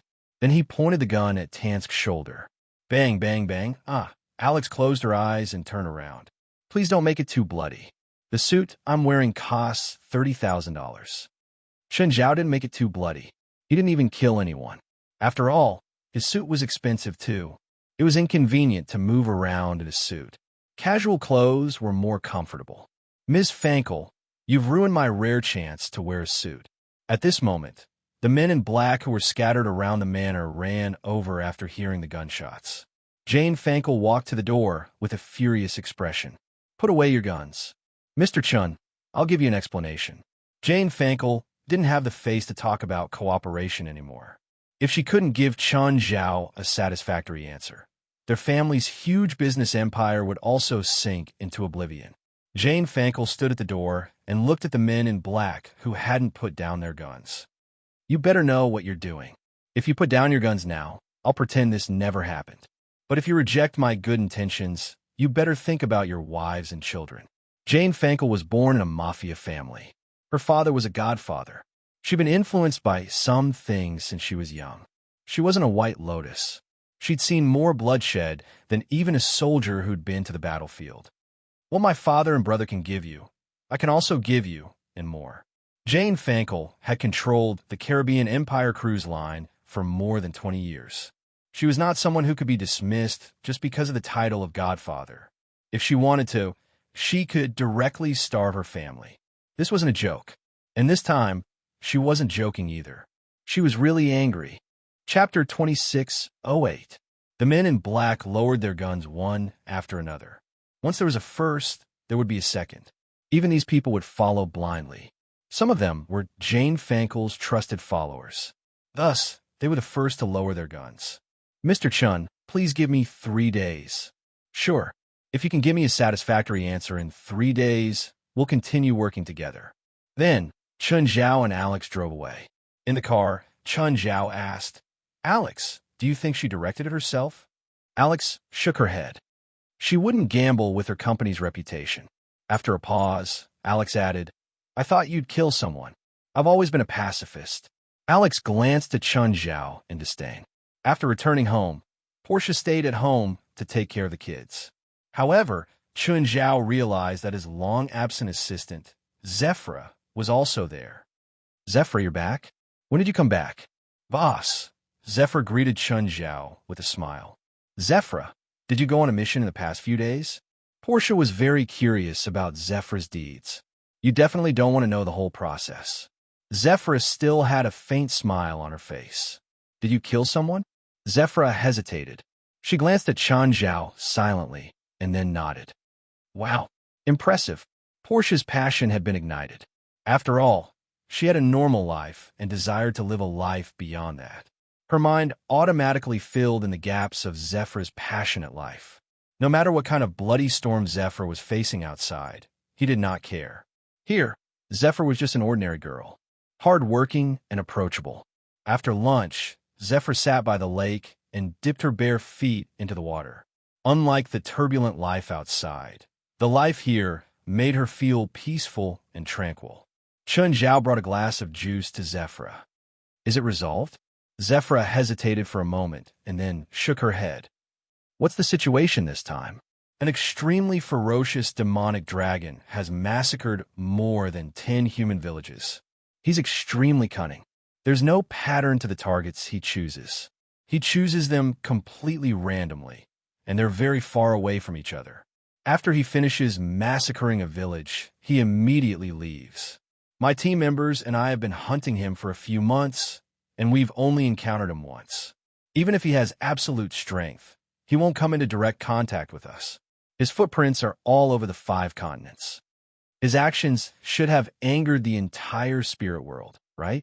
This situation is no longer a dragon slayer's task. Are you willing to help? I really want to, but he didn't enter my territory, Chun Zhao said. In the spirit world, those who have the strength to do so all have the same thoughts as you. Only a few hot-headed spiritualists fantasized about the great cause of slaying dragons and gathered together to fight against the demonic dragon. They heavily injured the demonic dragon, while their entire army was annihilated. We, the dragon slayers, weren't able to make it in time for that battle. Chun Zhao could hear the complaint in Refra's voice. It seemed to be very dissatisfied with a master like Chun Zhao. He clearly had the ability to solve the problem, but he just stood by. Forget it. This is the last time I think that I've already quit the Dragon Slayers. If it's your request, I can help you once, Chun Zhao said. Refra lowered her head and thought for a long time. Are you really willing to help? Yes. Please help me destroy that demonic dragon. Sure. Tell me the demonic dragon's whereabouts. I'll pay close attention to it. As soon as I get accurate information, I'll tell you immediately. Okay. Also, can you bring me with you? I want to kill that demonic dragon with my own hands. Other than hatred and honor, is there any other reason?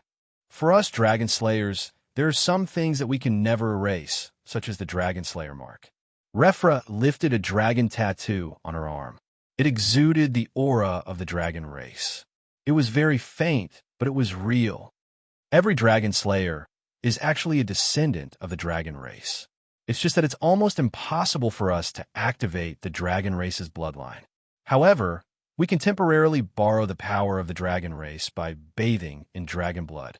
Zephyr rolled down her sleeves. If the conditions allow, I can agree to it.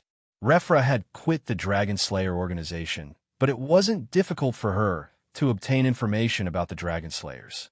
After all, a lot of information was shared among the Dragon Slayers. Even though she had left the Dragon Slayer organization, she could still obtain the corresponding information through her former companions. But I don't believe there's such a crazy dragon, Chun Zhao said. From his actions, he's an extremely calm dragon. He doesn't only know how to kill. Killing for the sake of killing isn't in line with human nature. Human nature didn't just refer to a person's personality. It was the nature of all intelligent races.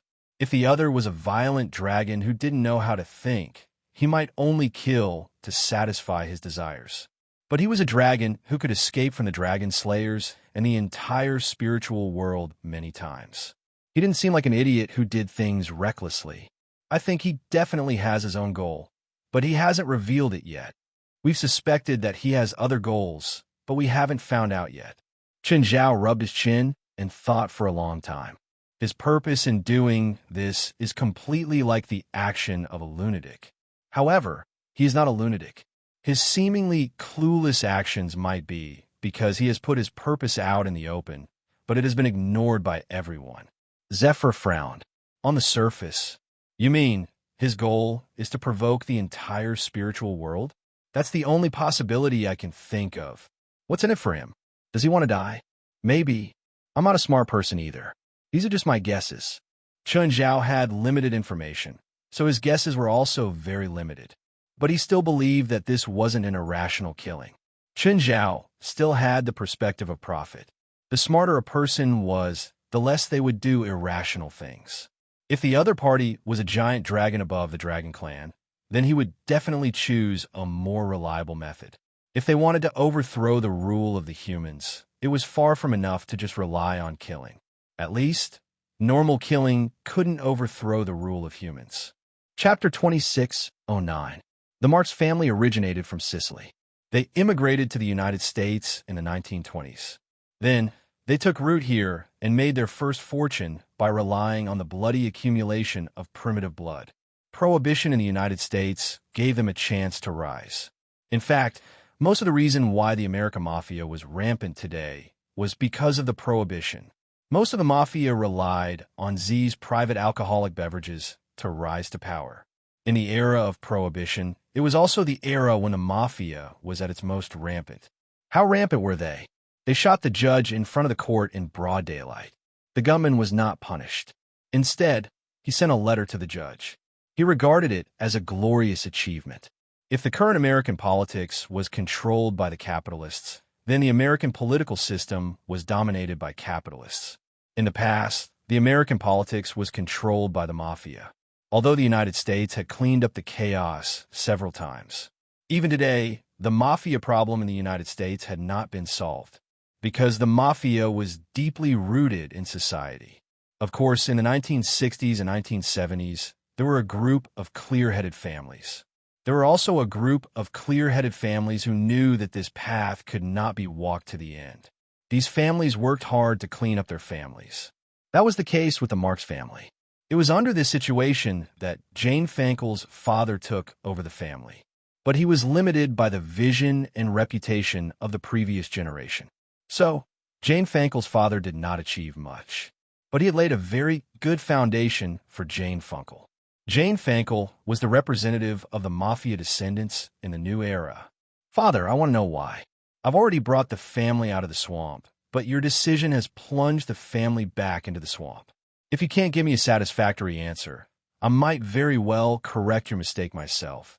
Jane Fankel tried her best to speak calmly and slowly, but her suppressed anger and confusion could still be heard in her voice. Old Marx was silent for a while on the other end of the phone. Then he said in a deep voice, I am just correcting the mistakes of the past. Mistakes? What mistakes? We are the Mafia. We are born to walk in the dark, not fantasize about how to dance in the sun. Jan Fankel couldn't believe that her father would say such a thing. Back then, he stood his ground and led the family to give up those shameful businesses. Old Marx was dedicated to cleaning up the family's reputation. Why would he say such a thing? Do you know what you're talking about? Jan Fankel's face turned gloomy. Of course I know what I'm talking about, but what about you? Do you know who you're talking to? Or do you think you can talk to your father like this just because you've made some achievements? All right, I'm sorry, Father. I was wrong. Jane Fankel's tone grew colder and colder. In the next instant, her tone changed, and she suddenly said, This should be the last time I call you Father. You want to sever ties with me? Who gave you the courage to make such a stupid decision? I don't want to sever ties with you. I want to sever ties with my family. Now, I want you to apologize immediately. Sorry, Mr. Marx. I refuse your request. Fankel, you've made a stupid decision. Old Max's tone turned cold. No, you made a stupid decision. Looks like I need to let you know how stupid your decision is, Old Max said coldly. Looks like we have a big disagreement. Then, our communication ends here. Jan Fankel hung up the phone and turned to a tall man with paint on his face. Ire, I'll leave the rest to you. They were now outside the headquarters of the Marx family. Behind Jan Fankel and Ire was a group of fully armed mercenaries. Jan Fankel had spent a lot of money to hire them. Jan Fankel handed Ire 2 photos. These 2, I want you to ensure their safety. The 2 people in the photos were her father, Old Max, and her younger brother, Caesar Max. She planned to use her power to destroy the Marx family. She would play the role of the family gravedigger. At the same time, she would use her power to teach her father and her brother a lesson. What was the power of capital? In the face of the power of capital, all the glory and prestige of the family in the past would become worthless. There were about 100 people in this mercenary legion, and they were not just individually strong. They also had the most advanced weapons. Each of them was equipped with enough equipment to shoot at 30 enemies for 30 minutes. Ire took the photos and glanced at them, revealing his white teeth. I'll try my best, but I can't guarantee anything. There would always be some employer who would make a request before the war. However, Ire would ignore most of the requests. Their mission was not to save people, but to kill. They were enemies. Before he could ensure that they put down their weapons, he would not agree to Jan Fankel's request. The mercenaries easily tore through the Marx family's defensive line. The people inside the Marx family could not even communicate with the outside world by phone. The mercenaries had already turned the place into a restricted area with interference devices.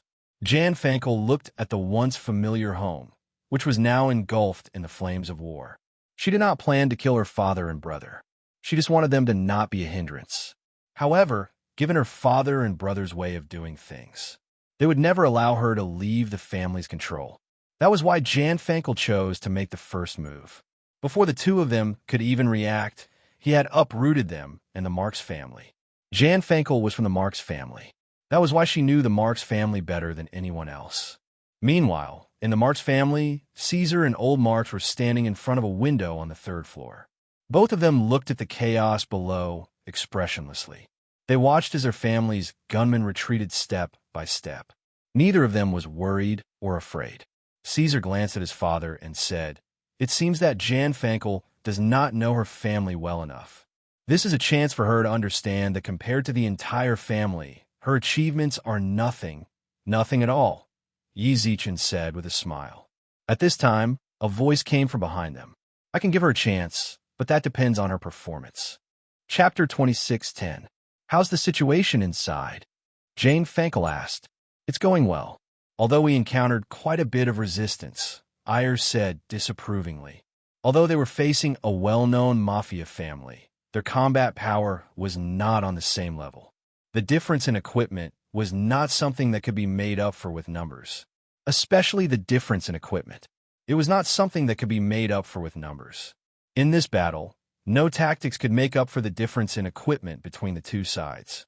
One side was still using pistols while the other side was equipped with automatic machine guns. There were also several heavy machine guns mounted on the off-road vehicles. They followed their team members into the manor. This was no longer a battle. It was a one-sided massacre.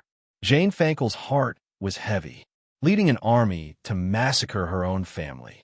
If it was anyone else, they wouldn't feel happy about it. She hoped that her father could see the situation clearly. He could surrender quickly. That way, she could reduce the number of deaths she caused. However, so many of her family members had already been killed. He did not seem to want to surrender. Since when did her father become so unyielding? Or could it be that she had misjudged him? It shouldn't take long before you can go in, Ire said. I hope so, Jane Fankel said, trying her best to calm herself down. At that moment, the mafia gunmen outside the manor had been completely cleared out. The gunshots inside the manor also died down after a few grenades exploded. Guild leader, the enemies inside the manor have basically been cleared out. Through thermal imaging, There are still 3 people inside the manor. They are all under our control. Should we execute them on the spot? Before Ire could speak, Jane Fankel hurriedly shouted, No, no need. My employer and I will go in now. You just need to be on guard. Ire looked at Jane Fankel. Let's go, Madam Fankel. With a heavy heart, Jane Fankel returned to the home she had grown up in. Ire smiled. He had seen too many employers like her who were filled with worries. Jane Fankel was not the first, and she would not be the last. Because of some ridiculous reason, she had broken up with her family. Then, she would find them and use violence to convince them.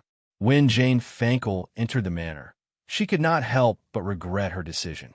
She looked at the corpses all over the place. She even knew the names of some of them. Now, however, she had buried them with her own hands. They might not be related by blood, but they became a family because of the same surname. Jane Fankel's feelings were getting more complicated. Some of the corpses could no longer be seen clearly. Every scene here was filled with memories for Jane Fankel. At this moment, the mercenary standing at the door cleverly ran to Ire. Leader, there seems to be a problem. What's wrong? The people I sent into the villa have all disappeared. Disappeared? What does that mean? They've all disappeared from the thermal imaging equipment, and there's no response from their walkie-talkies. Is it signal interference? And there's even a temperature disturbance? Ire asked with a frown. He had encountered a similar situation on the battlefield before. By lowering the temperature of the environment, the enemy was affecting the thermal imaging equipment. Lowering the ambient temperature seemed complicated. In fact, it wasn't that difficult to do, especially in the interior of the building. As long as a portion of the ice was placed, the ambient temperature could be easily lowered to a point where even thermal imaging instruments could not detect it. Where are the enemies? There are 3 people in the villa. Their thermal imaging is very clear, and they have been in the last room on the 3rd floor. They haven't moved at all. Gather our men and follow me in, Ire said with a sour expression. He had thought it would be a simple mission. However, the reality had exceeded his expectations. What about outside? There are no more enemies outside, so we don't need to station our men outside. Let's go in and see what kind of monsters are inside. I want to go with you. Jane Fankel looked at Ire with a serious expression. Miss Fankel, I don't have time to protect you. I don't need your protection. Jane Fankel was worried that the mercenaries had gone berserk. She might not care about the others, but she would not allow her father and brother to be harmed. Fine, but you better not get in the way of the battle. Soon, Ire's men were gathered. The villa was huge, and a single living room could fit a dozen mercenaries. The group carefully entered the villa. When they reached the living room, it was empty. There was nothing, not even a body. Something isn't right, Ire said with a frown. A few mercenaries in charge of scouting ahead gestured to Ire. The 2nd floor is safe. We can go up. The mercenaries went up to the 2nd floor one after another. Jane Fankel walked in the middle. That way, if anything happened, she would be the first to be protected. However, when they reached the 2nd floor and were about to go up to the 3rd floor, they saw a door in front of them. Jane Fankel frowned at the strange door. The door was engraved with obscure and complicated patterns. The main part of the pattern was a giant dragon, spreading 3 waves of fear and despair to the world. Below the dragon were people kneeling on the ground, shivering.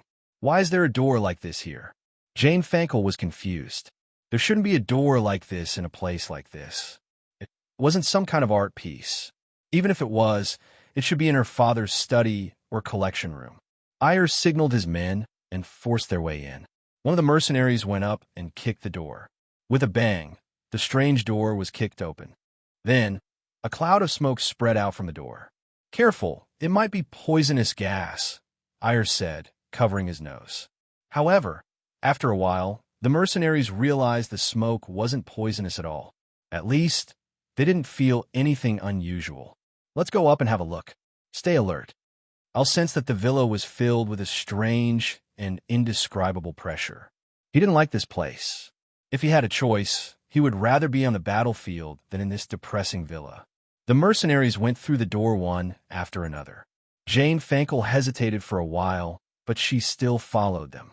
For some reason, there was a voice in her head that seemed to be stopping her from going through the door. Chapter 26:11. The moment Jane Fankel stepped through the door, she heard a deafening roar. Gunshots and explosions rang out one after another. Jane Fankel waved away the mist in front of her. She was so frightened that her body froze on the spot. Jane Fankel was frightened by the strange dragon with half of its body emerging from a mist. This was not home, but an unknown land shrouded in fog. Although only half of the dragon's body was exposed, it was already nearly 10 meters long and had powerful claws. Ire and his mercenaries were currently engaged in a fierce battle with the strange dragon. However, be it guns or grenades, none of them could hurt the strange dragon.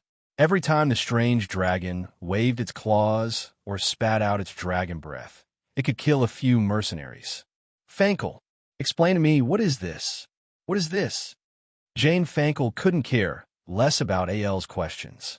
She stood there in a daze, unable to move her eyes. The scene in front of her, the creature in front of her, was completely beyond her understanding, beyond her worldview. What exactly is this? At that moment, a mercenary's entire body was bitten by the strange dragon. The mercenary let out a strange cry. At the same time, he pulled out his dagger and stabbed it into the strange dragon's neck and jaw. The strange dragon's skin was pierced, and in pain, it spat out a mouthful of acid. The mercenary was instantly dissolved. Air's expression changed. That monster seems to be able to be injured by cold weapons. Everyone had no choice but to drop the firearms in their hands. Instead, he pulled out his saber. Kill. At this moment, no one chose to retreat. It wasn't that they could ignore life and death. It was because they knew that they had no way out. If they retreated now, they would only die faster. They were the elite of the mercenaries. Elites did not necessarily represent their individual combat strength. It was because they knew when to make the right choice. Everyone threw themselves at the strange dragon without a care for their own safety. The strange dragon could melt a person with its acid breath. However, the other mercenaries had already pounced on the strange dragon.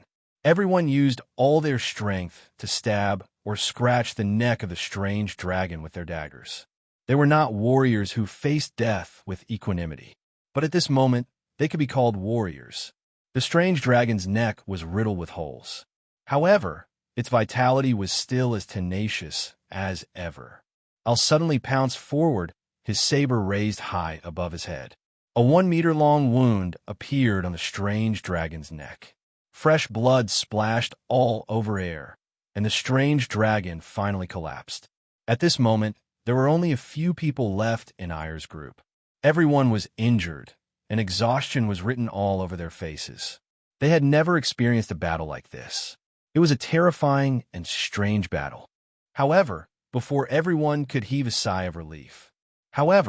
Countless strange dragon heads emerged from the fog. Everyone looked at the scene before them in despair. Some mercenaries even knelt on the ground and cried bitterly. At this moment, 3 figures gradually appeared in the fog. Jane Fankel's pupils shrank. 2 of the 3 people who appeared were her father, Old Max, and her brother, Caesar. The other person stood on the left side of Old Max, but he had a malicious smile on his face. The strange dragons did not attack the 3 of them. Fankel, I bet you didn't expect us to meet like this, Old Max said with a smile. Caesar licked his lips and looked at Jane Fankel vaguely. His gaze made Jane Fankel very uncomfortable. See? This is the power of the capital you were so proud of. Old Max pointed at the despairing mercenaries. Before our family's power, your power is so insignificant, so laughable. This is not our family's power. Countless thoughts popped up in Jane Fankel's mind. This was not what she understood. How could her family have such power? You can only blame your ignorance. We are supposed to be the kings of darkness. Now is the time to regain our family's glory. With these monsters, you will only bring your family to the grave with you, Jane Fankel said with a cold smile. She calmed down instead, even though her heart was already panicking. Father, since she has betrayed her family and bloodline, let her blood be a part of mine, Caesar said coldly. Old Max did not care about his son's request. He continued to look at Jane Fankel. Fankel, my daughter, I forgive you for your disobedience. Come back to my arms.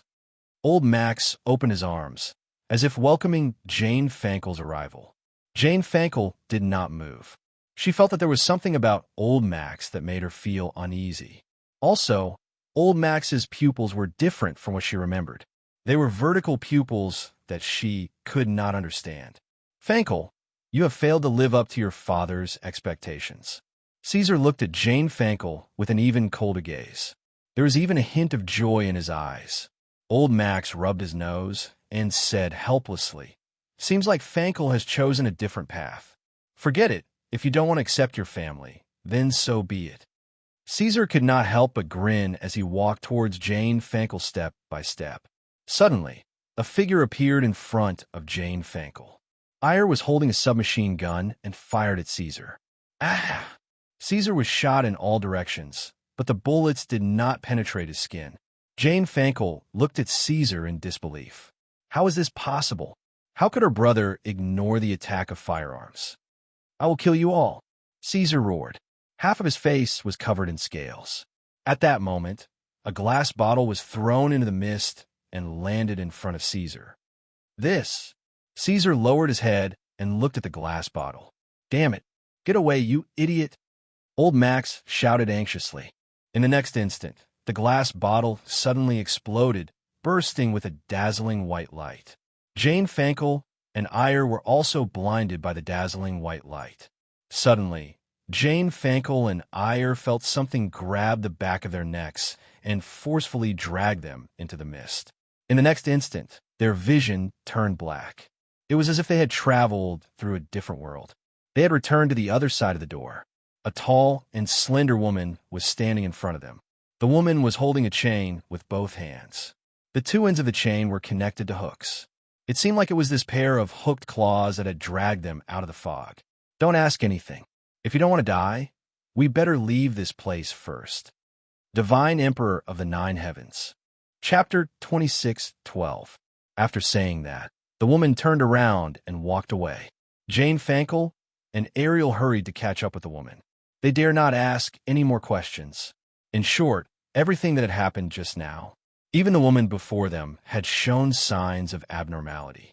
She ran a few kilometers away from the manor. Only then did the woman stop.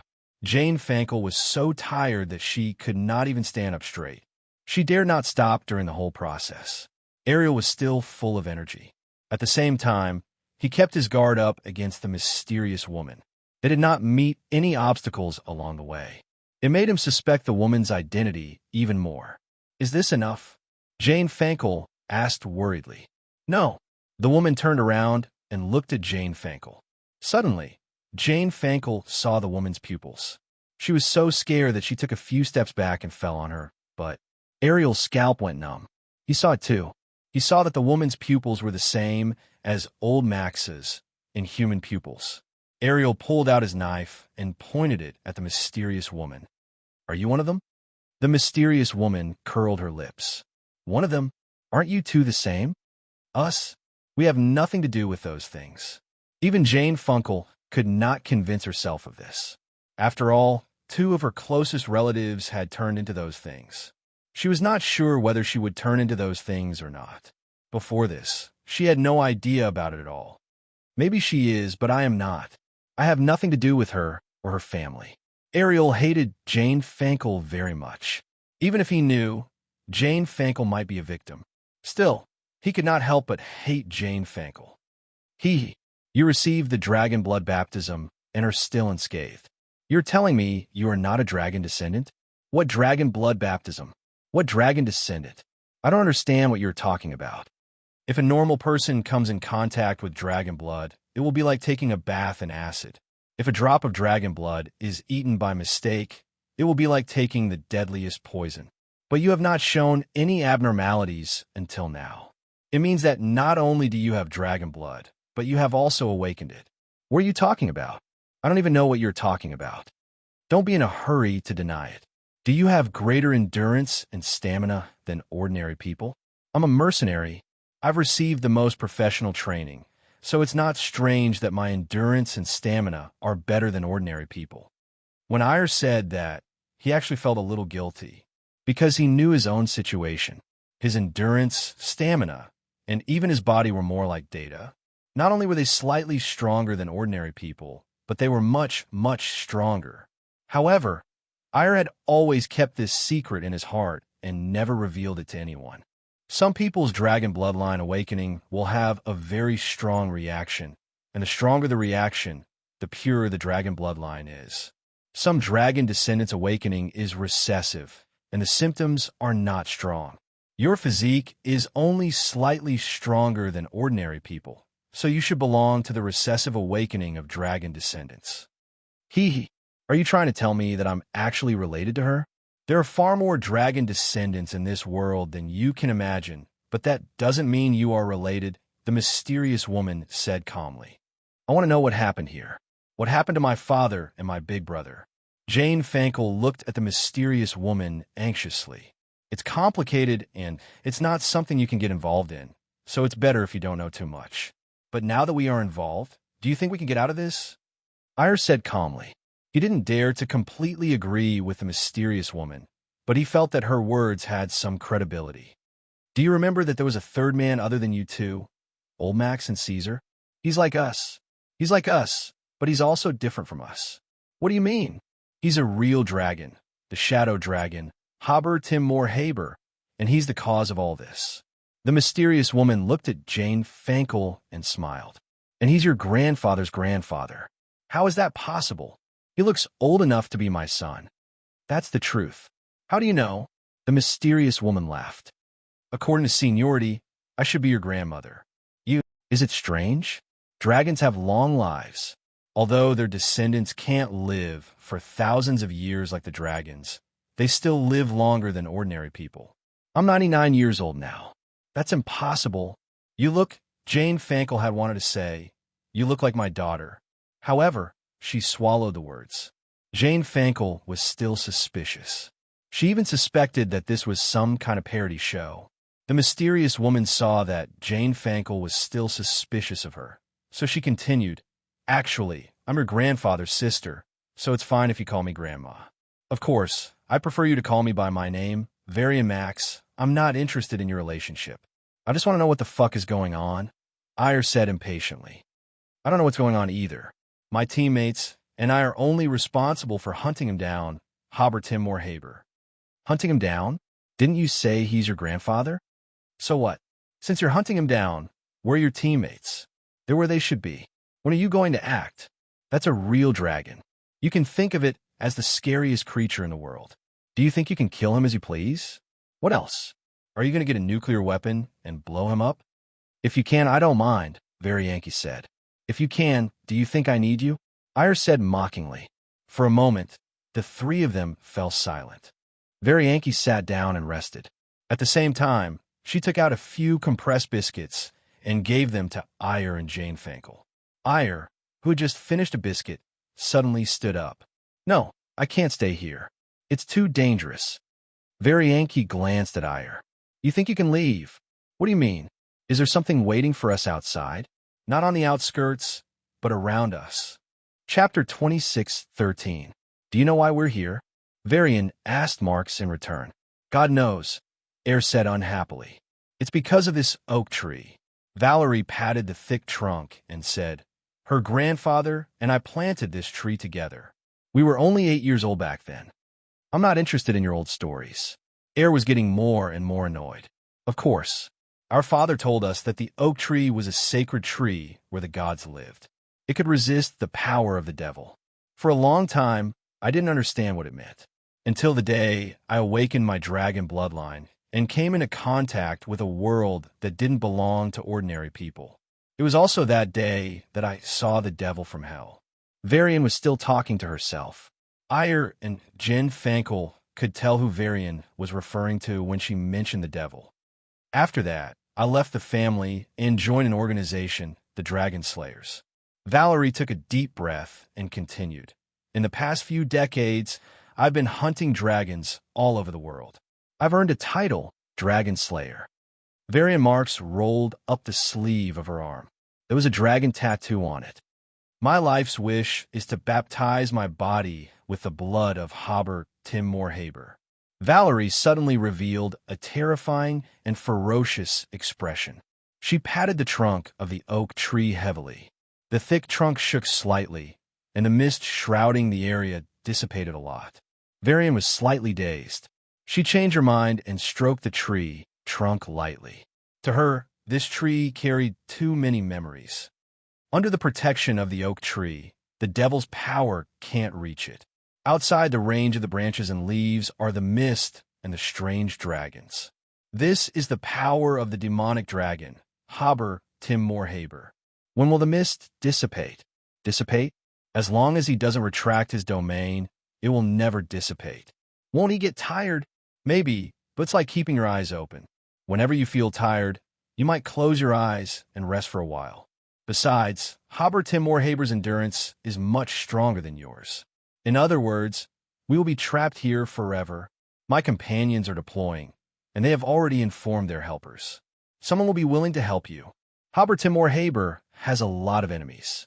It can even be said that he has enemies all over the world. Not long ago, he did a few big things and killed a lot of people. However, he also fought with us. Many of our people died, and he was injured. I think he might have come here to hide, but he neglected me. As one of his pursuers, I know him better than anyone else. Can the helper you found really defeat him? As long as there are enough people, there's hope, Varian said calmly. In fact, even she wasn't confident. After all, she had fought with Haber Timur Haber many times. He knew how cunning Haber Timur Haber was. No one was confident that they could defeat Haber Timur Haber. No one could guarantee that they would be able to kill him. However, this was an opportunity. After all, there weren't many chances for Haber Timur Haber to be injured. Being injured meant that he would be easier to deal with. Varian Marx was happy to choose this moment to deal with Haber Timur Haber. He did not hope to kill Haber Timur Haber. As long as she could injure him more severely, she would have achieved her goal. How long are we going to be trapped here? I still have an important contract to sign. The first thing you should think about now is not the contract, but how to stay alive. Varian glanced at Jane Fankel. In 3 days at most, this place will become a battlefield. Once the battle starts, you two might die here. What should we do? Can't you protect us? Protect you? Don't joke around. Our opponent is a demonic dragon, and it's the most cunning demonic dragon in history, Haber Timur Haber. No one will have the time to protect 2 ants at that time. You have no other choice but to protect yourselves. How do we protect ourselves? You must at least learn how to control and use the power contained in your blood. Although it won't give you sudden power, it will at least increase your magic resistance and immobility resistance. But what should we do? Jane Fankel's first reaction was to refuse. However, the next moment, she understood that this woman who called herself her grandmother would not be merciful to her just because of their blood relationship. Trust me, you won't want to fall into Haber Timur Haber's hands. Varian sneered at Jane Fankel. Why do you think he's hiding here? Why? For your blood, of course, Varian said. To him, you're the closest people to him. Your bloodlines are naturally compatible, so he needs your blood to recover from his injuries. Wait, who are you? My father and brother, they are also, of course, they think they are favored by their ancestors. In fact, they're just fattened pigs that could be slaughtered by Haber Timur Haber at any time. Jane Fankel felt a little dizzy when she heard Varian's words. Is there no way to save them? They willingly accepted Haber Timur Haber's power, so they can't escape. Based on the current situation, we don't have the power to fight Haber Timur Haber. If the 2 of them are still alive before our reinforcements arrive, they might have a chance to survive. However, if Haber Timur Haber feels that his condition isn't good enough to fight against our reinforcements, he will definitely kill the 2 of them in order to quickly recover from his injuries. Varian Max looked at Jane Fankel. Jane Fankel was eager to give it a try. Don't even think about saving them. No matter how much you say, they won't believe you. They might even expose their whereabouts. You are a merchant, so you should know that it's not worth it. Chapter 26:14. Right now, Chun Zhao was inside the river diagram. Chun Zhao soaked in the divine power potion. Although he couldn't control every cell at will, he was still able to do it. But Chun Zhao could still clearly feel the activity or weakness of every cell. However, the divine power elixir did not work on the cellular level. Chun Zhao's body had evolved many times with the golden key. It could be said to have reached an unbelievably perfect state. Of course, it didn't mean that Chun Zhao's body had evolved to the extreme. It was just that it had reached the limit of what Chun Zhao could bear with his current level. However, as the divine power potion seeped in, Chun Zhao's cells were giving off pleasant feedback. The divine power potion was very complicated, so complicated that Chun Zhao couldn't understand it. This was the domain of alchemists. The first thing Chun Zhao felt was the effect of the potion. Chun Zhao was most familiar with this feeling. After all, the first potion Chun Zhao came into contact with was the strength potion. It was something to lay a foundation for Chun Zhao. It could be said that all of Chun Zhao's power gains in the past were built on the premise of the strength potion. But now he realized that something in his body had been triggered. Chun Zhao couldn't completely understand what it was either. That was because it was a feeling that was more detailed than that of cells. Right now, Chun Zhao was like a towering skyscraper. This gave Chun Zhao the feeling that someone was tearing down the foundation of a skyscraper and building and strengthening it at the same time. Yes, this was the feeling. There was pain, but there was also comfort. Therefore, it was difficult to tell whether it was pain or comfort or both. The reconstruction process was not fast. Chun Zhao soaked in the divine power potion for 7 days and 7 nights. Chun Zhao realized that his body seemed to have changed. It wasn't a complete transformation. It was more like he was wearing a new set of clothes. From the inside to the outside, his senses had changed. Even his spirit, energy, and spirit had changed. Chun Zhao tested the sensations in his body. Under extreme conditions, the increase in strength was not much. However, it was still an obvious improvement. Chun Zhao returned to soak in the divine power potion. Chun Zhao had a new feeling. Something that had been hidden in his body for a long time exploded like a barrel of gunpowder that had been ignited. Agent X. Chun Zhao had once broken into a certain lab. Then, he unscrupulously poured Agent X into his mouth. Chun Zhao didn't feel much at the time. Even Chun Zhao had almost forgotten about it. That was because Agent X did not bring about too many changes to him. Moreover, Chun Zhao had cultivated many times and increased his realm. They also did not discover the existence of Drug X. He had always thought that it was because he couldn't absorb Agent X. Therefore, Chun Zhao had already metabolized Agent X. But at this moment, Chun Zhao realized something. It's not gone, it's always been there. However, it had turned into molecules and kept flowing in his body. But the divine power potion activated it. Not only had the X drug been activated, but the divine power drug had also made up for its deficiencies. This chemical process makes it even more perfect. It made Chun Zhao's foundation even more perfect. Chun Zhao's body was baptized by Agent X again and again. The extreme chemical reaction between science and magic was happening in his body. Biological functions and thinking were actually chemical reactions. The chemical reaction of amino acids, sugar, and dopamine caused the cerebral cortex to produce a phenomenon of microcurrent discharge. The so-called emotions were actually the electrical discharge of the brain. Chun Zhao realized that his brain had become very active. That was a sign that spiritual energy was spreading outward. Chun Zhao's spiritual energy was actually not very strong. What was strong was Chun Zhao's soul. After all, it was because of his soul key. Chun Zhao had devoured many soul fragments. These fragments fed back to his soul, making it tough and indestructible. But Chun Zhao's spiritual energy was weak. After all, Chun Zhao walked the path of strengthening. He had almost never actively cultivated his spiritual energy. He had always been strengthening passively. When his soul became stronger, his spiritual energy would naturally become stronger. But now, Chun Zhao realized that his spiritual energy was growing exponentially. Agent X didn't just seem to be acting on his body. It was also happening in his brain. However, Chun Zhao's control over his spiritual energy was extremely weak. Chun Zhao's spiritual energy was like a mist. It floated out and became thinner and thinner until he could not feel anything at all. Chun Zhao could not condense his spiritual energy together like those spiritual magic masters and form telekinesis. Chun Zhao could only use it for the most basic function, perception.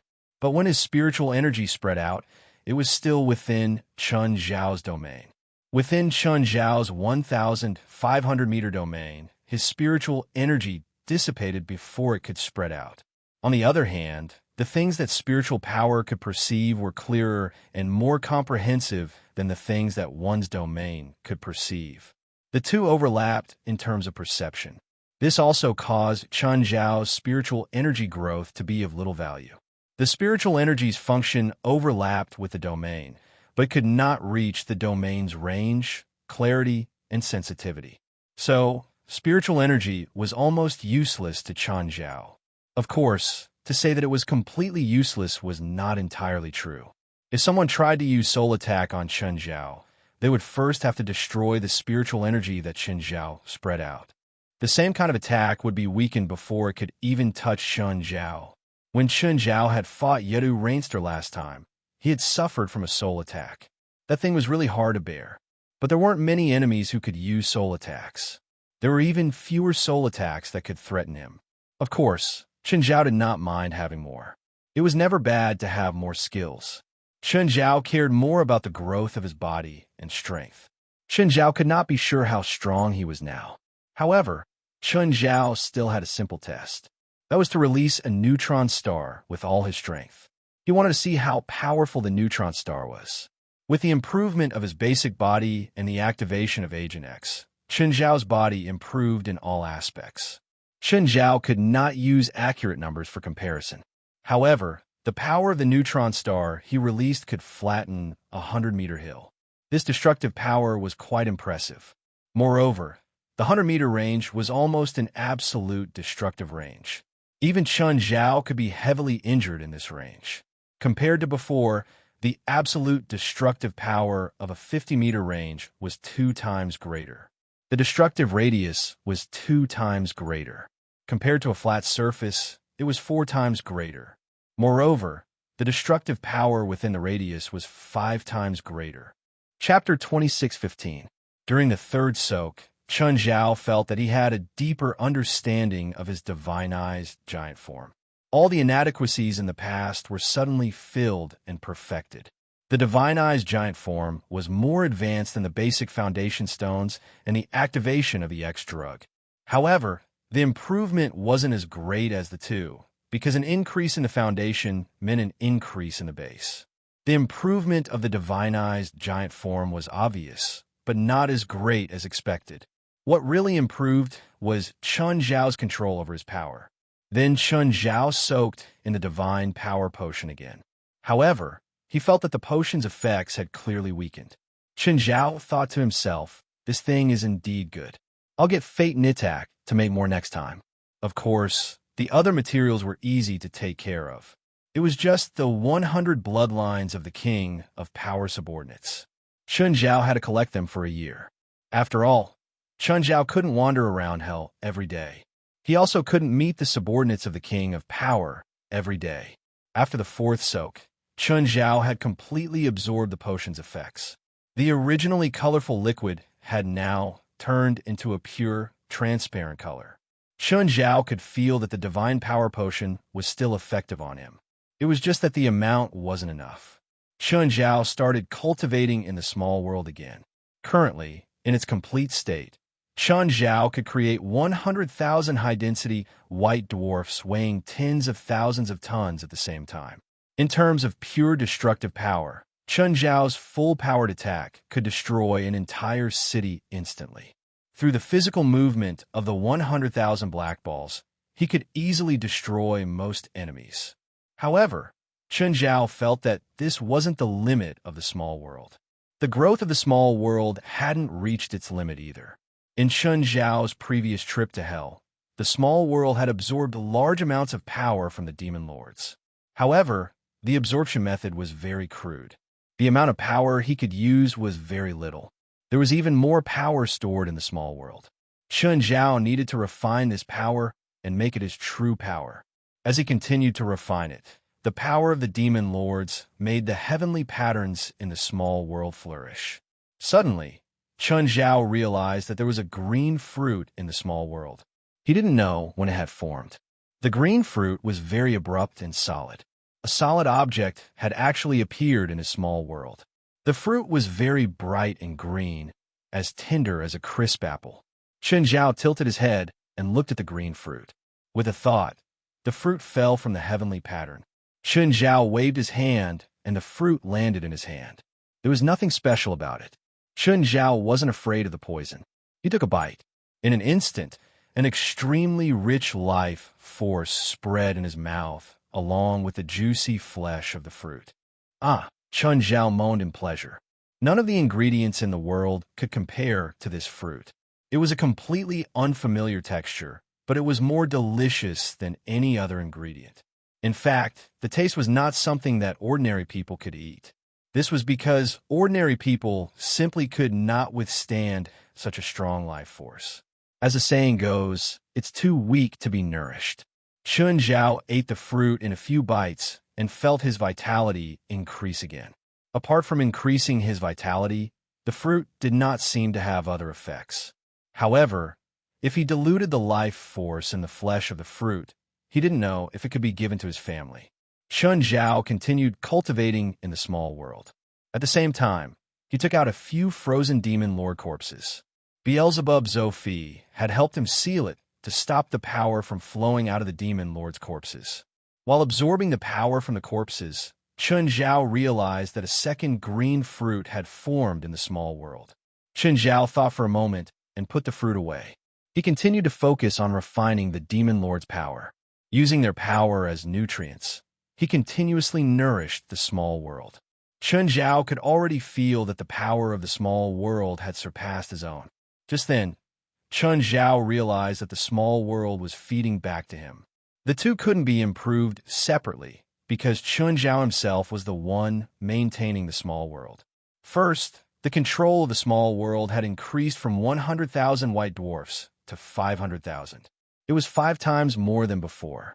At the same time, Chun Zhao could condense 10 compact neutron stars through the small world without using his body. Each one weighed 100 million tons. The speed of condensation also increased greatly. The process that would have taken more than 10 minutes could be completed in a few minutes now. The 10 compact neutron stars circled around him. Chun Zhao could control their speed at will. This meant that most attacks would not be able to get close to him. Chun Zhao cultivated in the river map for almost half a year. However, only a few hours had passed outside. Every time he came out of the river map, he would feel like he was back in the world. Just then, Chun Zhao realized that there were a few missed calls from Zhang Ting in China. "Hey, Zhang Ting, what's up?" "Boss, we finished the education system you asked us to write last time. We also invited a few university professors and experts to discuss it. I'll send the document to you now." "Sure, send it over." "Oh, the company's on holiday, right?" "Everyone's on holiday. Only a few people are doing year-end summaries. They'll be released in a day or two." A proper company wouldn't let the boss go on holiday just because he wanted to.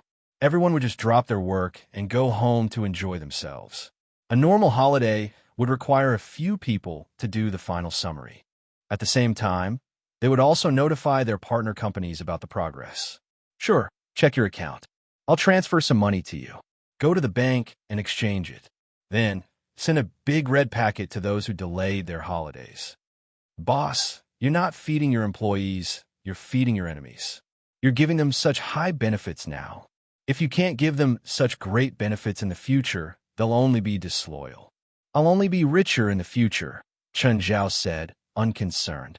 Zhang Ting had a headache now. She even hated Chun Zhao a little. It was impossible for him to resign, not in this lifetime. She really couldn't find a boss more generous and easy to serve than Chun Zhao. This was much more comfortable than when she was her own boss. "Oh, boss, do you know the joke of a 40-meter knife? I'm overseas, but it doesn't mean I don't know the jokes online. Say, if X can create a 40-meter knife, what's the effect?" Chapter 26:16. When the density of matter reaches or approaches that of a neutron star, The form of matter is meaningless, Chun Zhao said. There's no fundamental difference between a ball and a knife.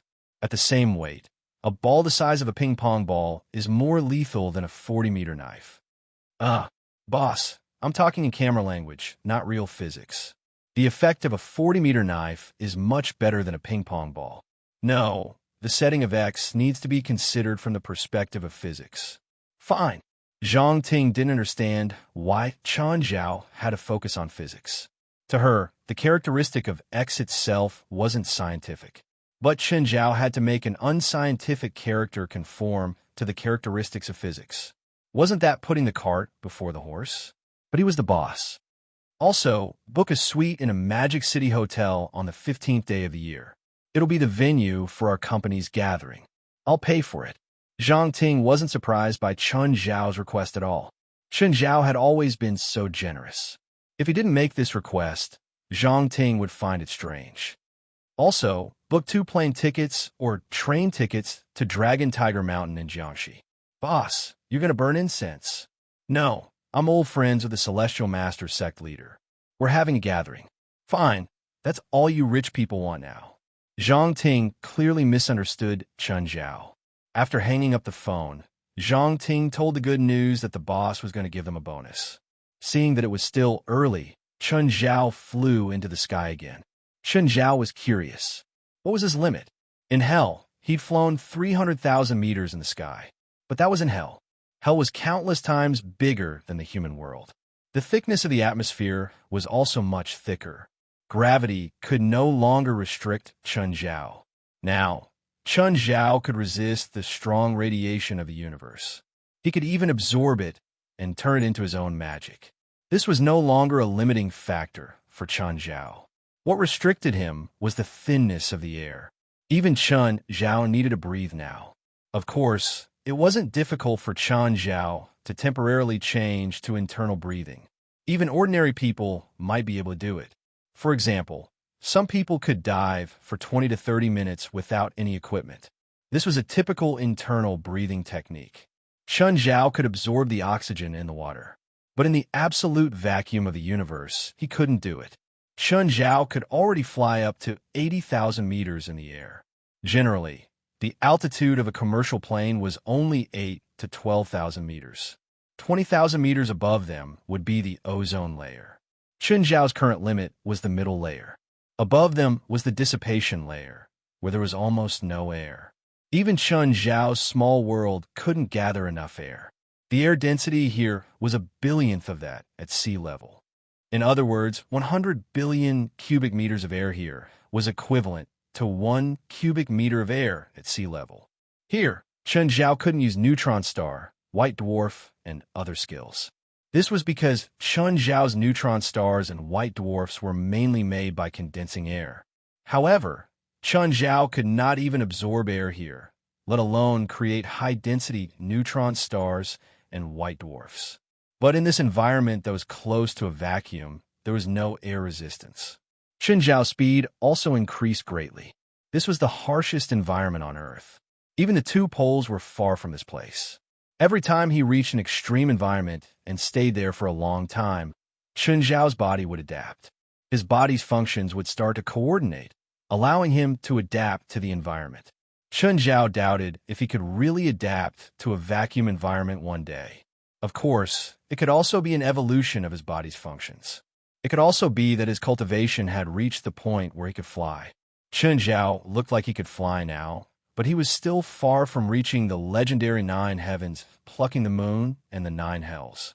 Most of Chun Zhao's powers were unnatural, but many of them were related to science. Chun Zhao moved. In a few seconds, he returned to Mirror Lake. He followed the tunnel at the bottom of Mirror Lake and entered thousands of meters underground. After a few months, a large number of underground creatures had appeared here again. Last time, Chun Zhao had already killed a batch. Moreover, the flesh of these creatures was all used as ingredients for Marina's restaurant. The growth rate of these underground creatures was very fast, and some of them were large enough to threaten the safety of humans. Most of them should have gathered here from the tunnel that extended in all directions. The reason was that there was water here, so the creatures would gather here. If there was water, there would be food. Even humans had this instinct, let alone animals. The creatures that gathered here from other places were clearly different from the aquatic creatures here. The creatures from other places were clearly much larger. On the other hand, the aquatic creatures here were obviously much smaller. Back then, Chun Zhao had killed many of the creatures in this lake, but he'd still left some small ones. But in a few months, they'd grown considerably. Chun Zhao had considered using this place as a breeding farm. So, this time, he was especially merciful. Even if some creatures attacked him first, he would choose to dodge most of the time instead of killing them with a slap. After all, every single creature here was extremely valuable as a source of food. Of course, Chun Zhao wouldn't use their meat as ingredients for his restaurant without trying them first. Chun Zhao had tried every creature here first. He had also tested them to ensure that their meat was safe. Chun Zhao made some records, such as the forms and habits of every creature here. Not every creature here was aggressive. Some of them ate the minerals that had softened in the lake water. These creatures were Chun Zhao's favorite because they weren't aggressive and had a simple source of food. Chun Zhao wondered if he should open up a larger space underground for a breeding farm. After circling around, he brought a few creatures back to the surface. However, most of them died as soon as they returned. Only a mollusk that looked like a snail was still alive. Chapter 26:17. Chun Zhao looked at the mollusks that he'd named stone snails. They were omnivores. Chun Zhao had observed them before. An adult stone snail could weigh up to 700 kilograms, but half of its weight was in its stone shell. The stone shell of a stone snail was very hard. Apart from its own shell, it would also use mud and sharp rocks to stick on its shell. As long as other predators attacked it, it would immediately retreat into its shell. Its main food was water plants and some minerals. Chun Zhao really liked stone snail meat. Marina's restaurant sales were also very good. A plate of 150 grams of stone snail meat cost $150 at Marina's restaurant. At least 200 servings of stone snail meat were sold every day. After deducting the costs, Chun Zhao's profit from the stone snail meat alone reached $25,000 a day. Therefore, if it was just Marina restaurant alone, the supply of stone snails would exceed the demand. Marina's restaurant would at most use 30 kilograms a day. It wasn't even 1/10 of an adult stone snail. Moreover, stone snails weren't cheap. Chun Zhao was thinking about raising stone snails on a large scale. At least, that was if he could raise them. Stone snails could adapt to the environment on the ground. Now, it depended on its growth cycle and food intake. In the morning, after Feilai went to work, Chun Zhao called Azak. Azak, come to my house. You don't know? Okay, I'll give you the address. A while later, Azak arrived at Chun Zhao's house. Like most people, he was shocked when he saw Chun Zhao's Mirror Lake Manor. Even Itak was shocked. Chun Zhao's wealth was greater than he'd imagined. Boss. Azak entered the manor and saw Chun Zhao lying on a chair in the yard. Okay, come with me. Chun Zhao glanced at Azak and walked into the woods. Azak didn't know what Chun Zhao was going to do, but he still followed obediently. Just then, a giant snail appeared in front of Isaac. Boss, what's this? Azak was a bit scared. This snail was really too big. Its shell was already around 2 meters long. Don't worry, it's not aggressive. I called you here because I want you to study some of its data, raise it, breed it, and its needs for food. Right now, I only know that it mainly eats aquatic plants. Okay, boss, what's the use of this thing? Its meat provides my restaurant with nearly $10 million in profit every year. What do you think it's good for? As Zach almost slapped himself. He actually questioned the task his boss had given him. Also, how's the formation of your Marine Biology Research Institute team? Currently, the initial formation has been completed, but there are no projects worth researching yet. Have you heard of Mysterious Island? I know. As a marine biology professional, how could Isaac not know about the Mysterious Island? That would cause a sensation in the biological world, especially in marine biology. Several famous international teams tried to contact the owner of the Mysterious Island and the person in charge. They hoped to conduct research on the mystical island, but they were all rejected. Your team is going to Mysterious Island to study the giant sea creatures there. Chun Zhao said. Boss, you've already contacted the person in charge of the mystical island? The mystical island is mine. Why? Isaac stared at Chun Zhao in shock. The mystical island belonged to his boss? He'd heard that the mystical island's commercial value was over $100 billion. The creatures on the mystical island had already shocked the scientific world. There were even huge repercussions in society. There were all kinds of news about the mystical island almost every day. Even Hollywood was planning to get in on the action. Some film companies even planned to make movies about the mystical island. The outside world had also been guessing who the mysterious owner of the mystical island was. He didn't expect Chun Zhao to be the owner of the mystical island. He recalled that before the mystical island had appeared, Chun Zhao had already recruited him and formed a marine biology research team. This meant that Chun Zhao already knew of the mystical island's existence. He could even calculate the mystical island's rise. This made Isaac respect Chun Zhao even more. What kind of team could calculate the rise and fall of an island? Unless it was the world's top mathematical team and had the help of a supercomputer. Otherwise, Oken wouldn't be able to calculate when an island would rise from the sea. Boss, I'll do my best to complete the mission you gave me. I won't disappoint you. That's for the best. Chun Zhao nodded. Chun Zhao didn't care if Isaac was ambitious or not. Everyone had the right to aspire to a better life. Just then, Chun Zhao received a call. It was from Zola. Chun, I'm planning to release a new spring collection. Do you need it? Now, if you're free.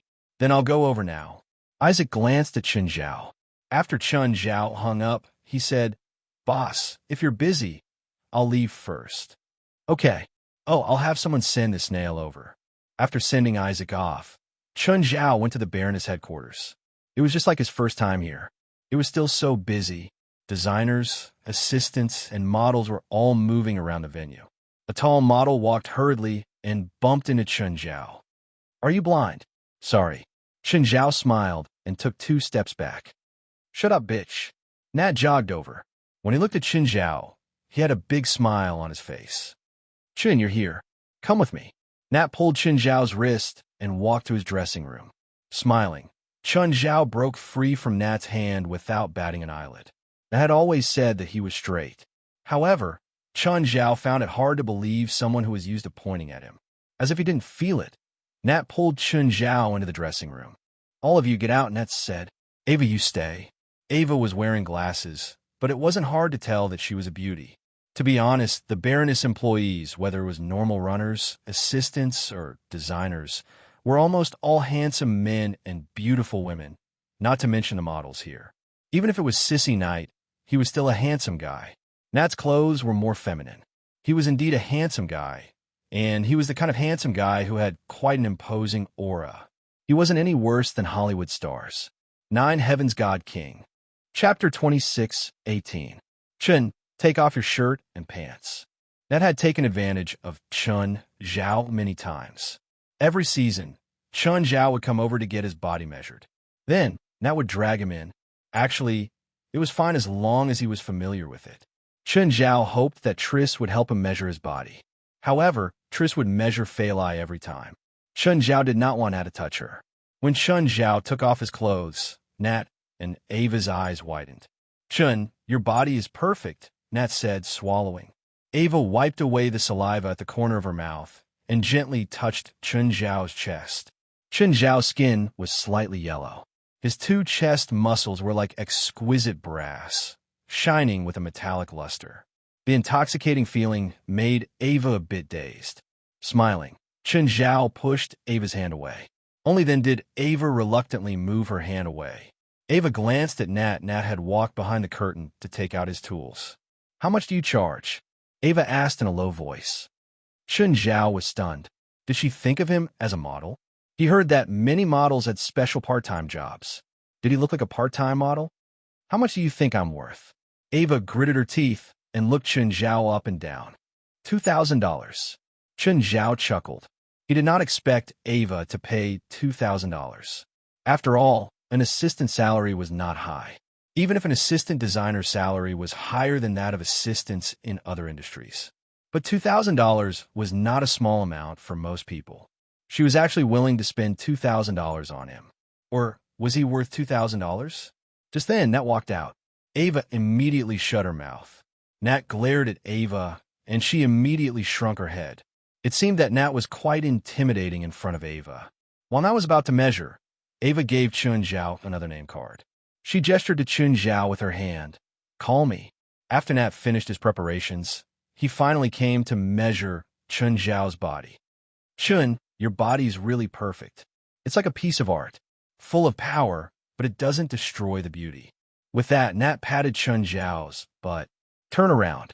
Nat was always like this. He would habitually take advantage of Chun Zhao and then change the topic as if nothing had happened. Rubbing his forehead, Chun Zhao said, Nat, if you want, I can train you for free. If Knight really agreed, Chun Zhao wouldn't mind taking revenge on him.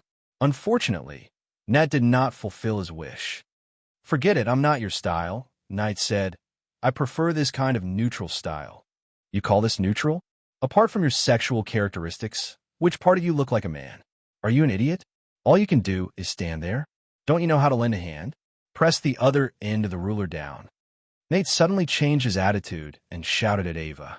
Not only was Ava shocked, but Chun Zhao was also shocked. There was no doubt that Nat was an outstanding designer. However, his personality was truly unflattering. Just then, Zola pushed the door open and entered. Hi, Chun. Zola pulled a chair over and looked at Knight and Ava. Chun Zhao was the only one left, controlled by Knight. Zola. Chun Zhao nodded and continued to cooperate with Nat's torture. Your body is getting better. As long as you keep exercising, anyone can do it. I interact with models every day. I've seen at least 1,000 models' bodies, but I've never seen a man's body like yours. It's so thrilling. Zola shook her head. You look like a lion. You don't have exaggerated lines, but there's a mysterious danger. See, Chun, even Zola says that. That seemed to have found someone who understood him. Although Knight said that, he did not slack off at all in his work. His work was extremely meticulous. For example, the circumference of Chun Zhao's wrist, upper and lower wrist, neck circumference, neck length. Every measurement had to be carefully measured. Ava, grab that one, Nat scolded again.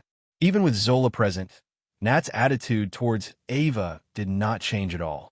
Just then, Zola stood up and pulled the other end of the ruler. Seeing that her boss had started, Ava could only retreat to the side and watch. Does it feel tight? Nat asked. A little looser. How about this? You can loosen it a little more, Chun Zhao said. Yeah, that's more like it. Chun, are you interested in buying shares in the Baroness? Are you sure? Chun Zhao looked at Zola in surprise. In the bank's evaluation, the Baroness was also a high-quality property. It provided Zola with generous returns every year.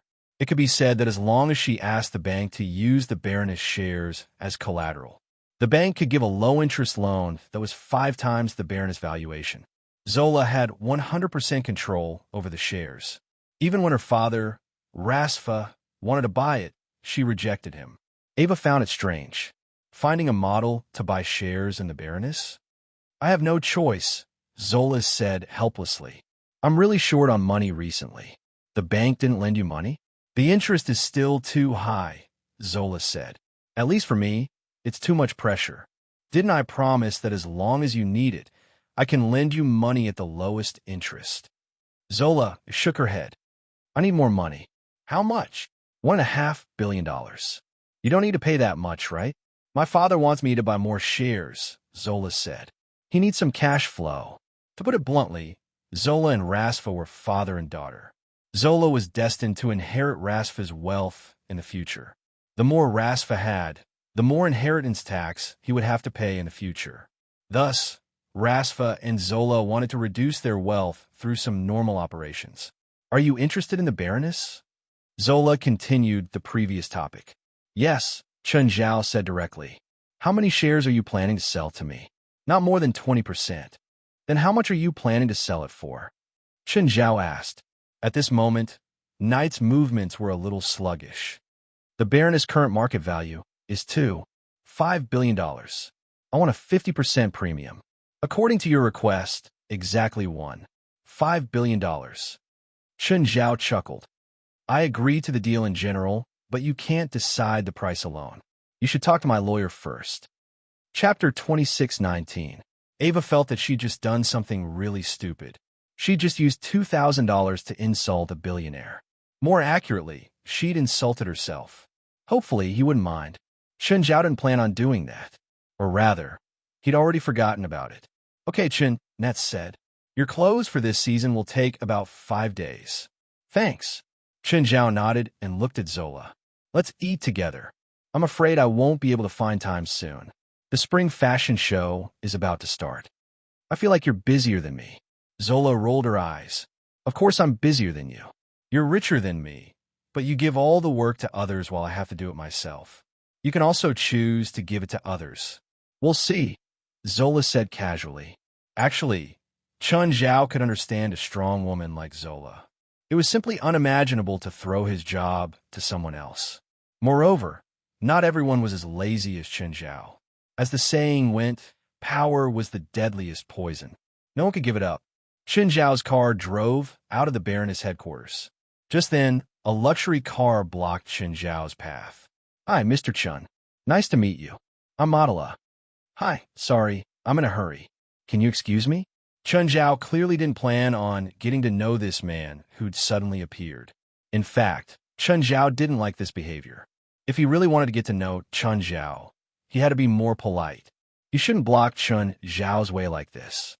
Madala didn't mind Chen Zhao's attitude. Mr. Chen, I might have forgotten to introduce myself. I'm the CEO of Viller Investment Management Company. I have a large amount of cash. I can give you great rewards. You can contact my assistant or my lawyer. I'll consider your offer. Mr. Chen, since we've met, why don't we talk now or find a place? Sorry, I'm in a hurry. Madala clearly didn't realize that his behavior had already caused Chen Zhao's displeasure. Then let's push away the trivial matters. I don't think there's anything more important than our cooperation. Chen Zhao no longer planned on maintaining his disguise with Madala. Chen Zhao looked at Madala with a dark expression. If you want to work with me, you have to learn manners first. Hearing this, Matilla's face darkened as well. Yellow monkey. I dare you to say it again. White-skinned pig. When your mother gave birth to you, did she forget to teach you manners? When it came to arguing, Chen Zhao had never been afraid of anyone. You will pay for your words, monkey, Madala said fiercely. Chen Zhao pointed his middle finger at Madala. Chen Zhao wasn't someone who could be easily fooled. Matilla's eyes flashed with killing intent. Chen Zhao didn't care. Looks can't kill. On the way back, Chen Zhao called Alex. Alex, do you know Viller Investment Management? I know, what's wrong? Today, there was a man who claimed to be the chairman of Viller Investment Management Company. I think he was called Madala. You didn't promise him anything, did you? No. That Madala really pissed me off.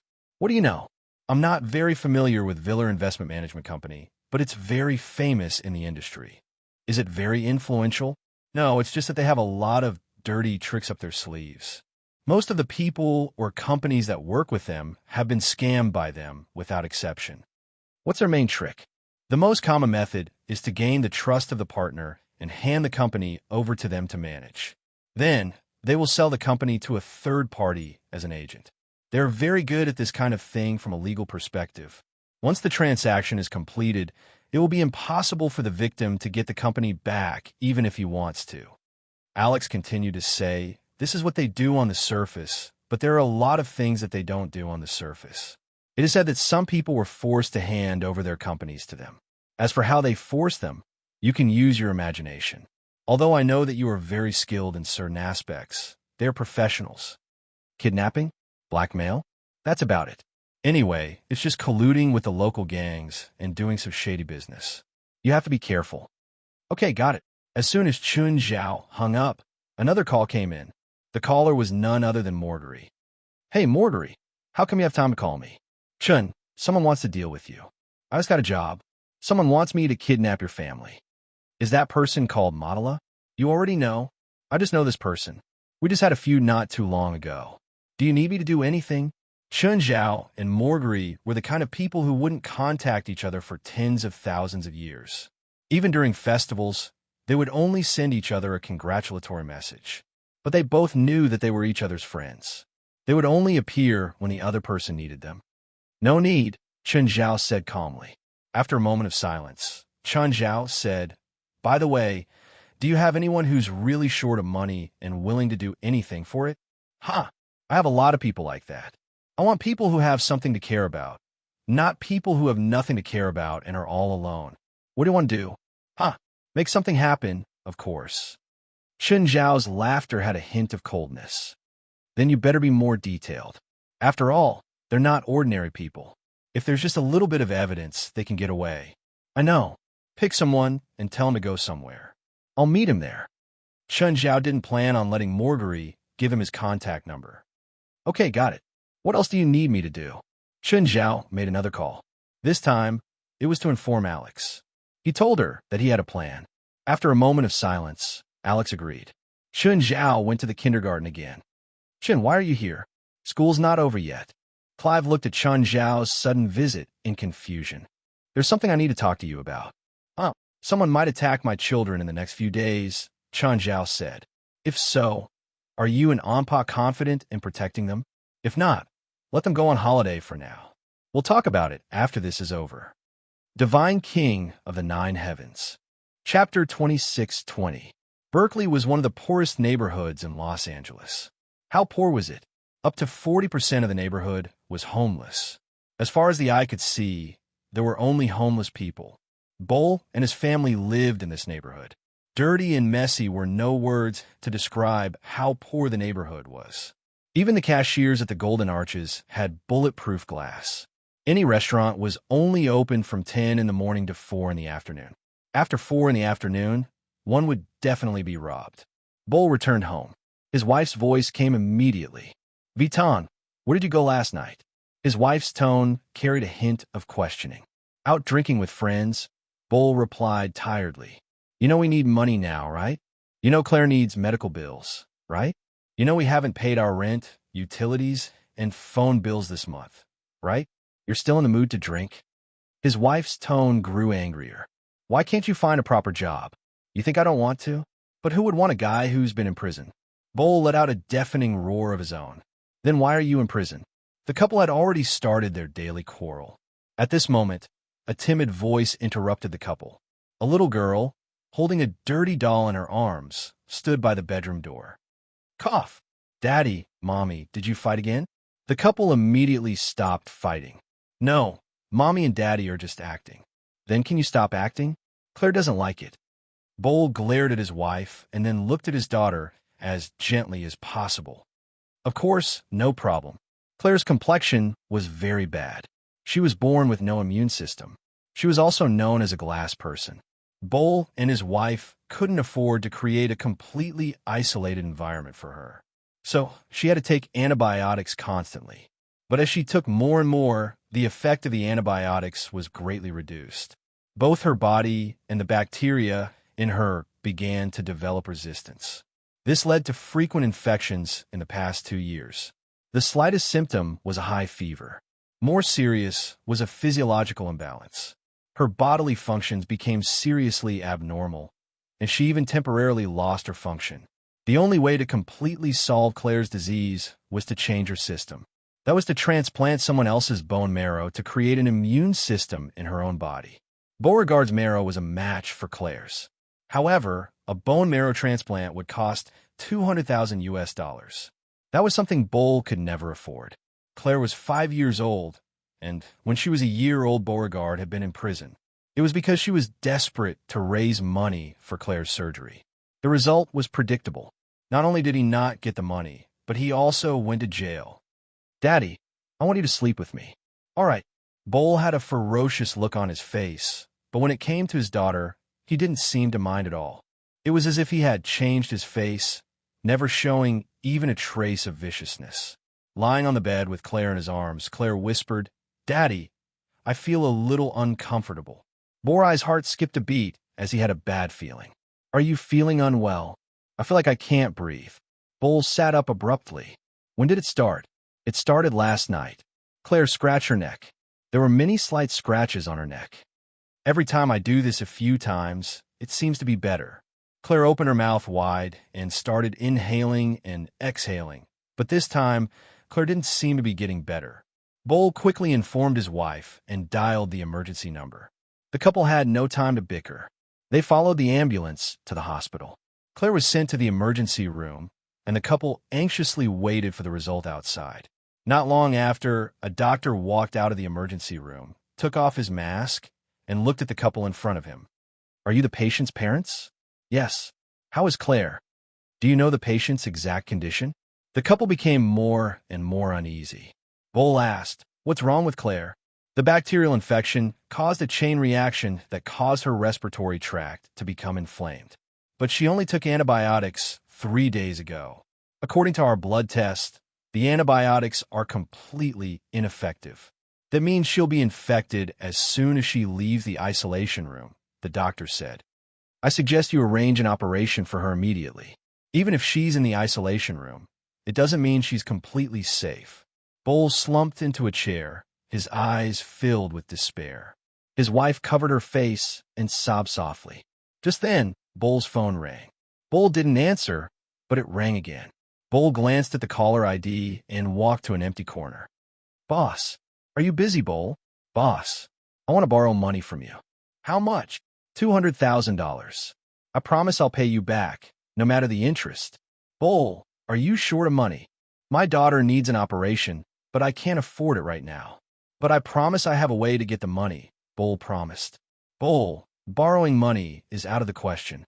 Bull's face turned ugly. He had expected this outcome. After all, he didn't have a stable job.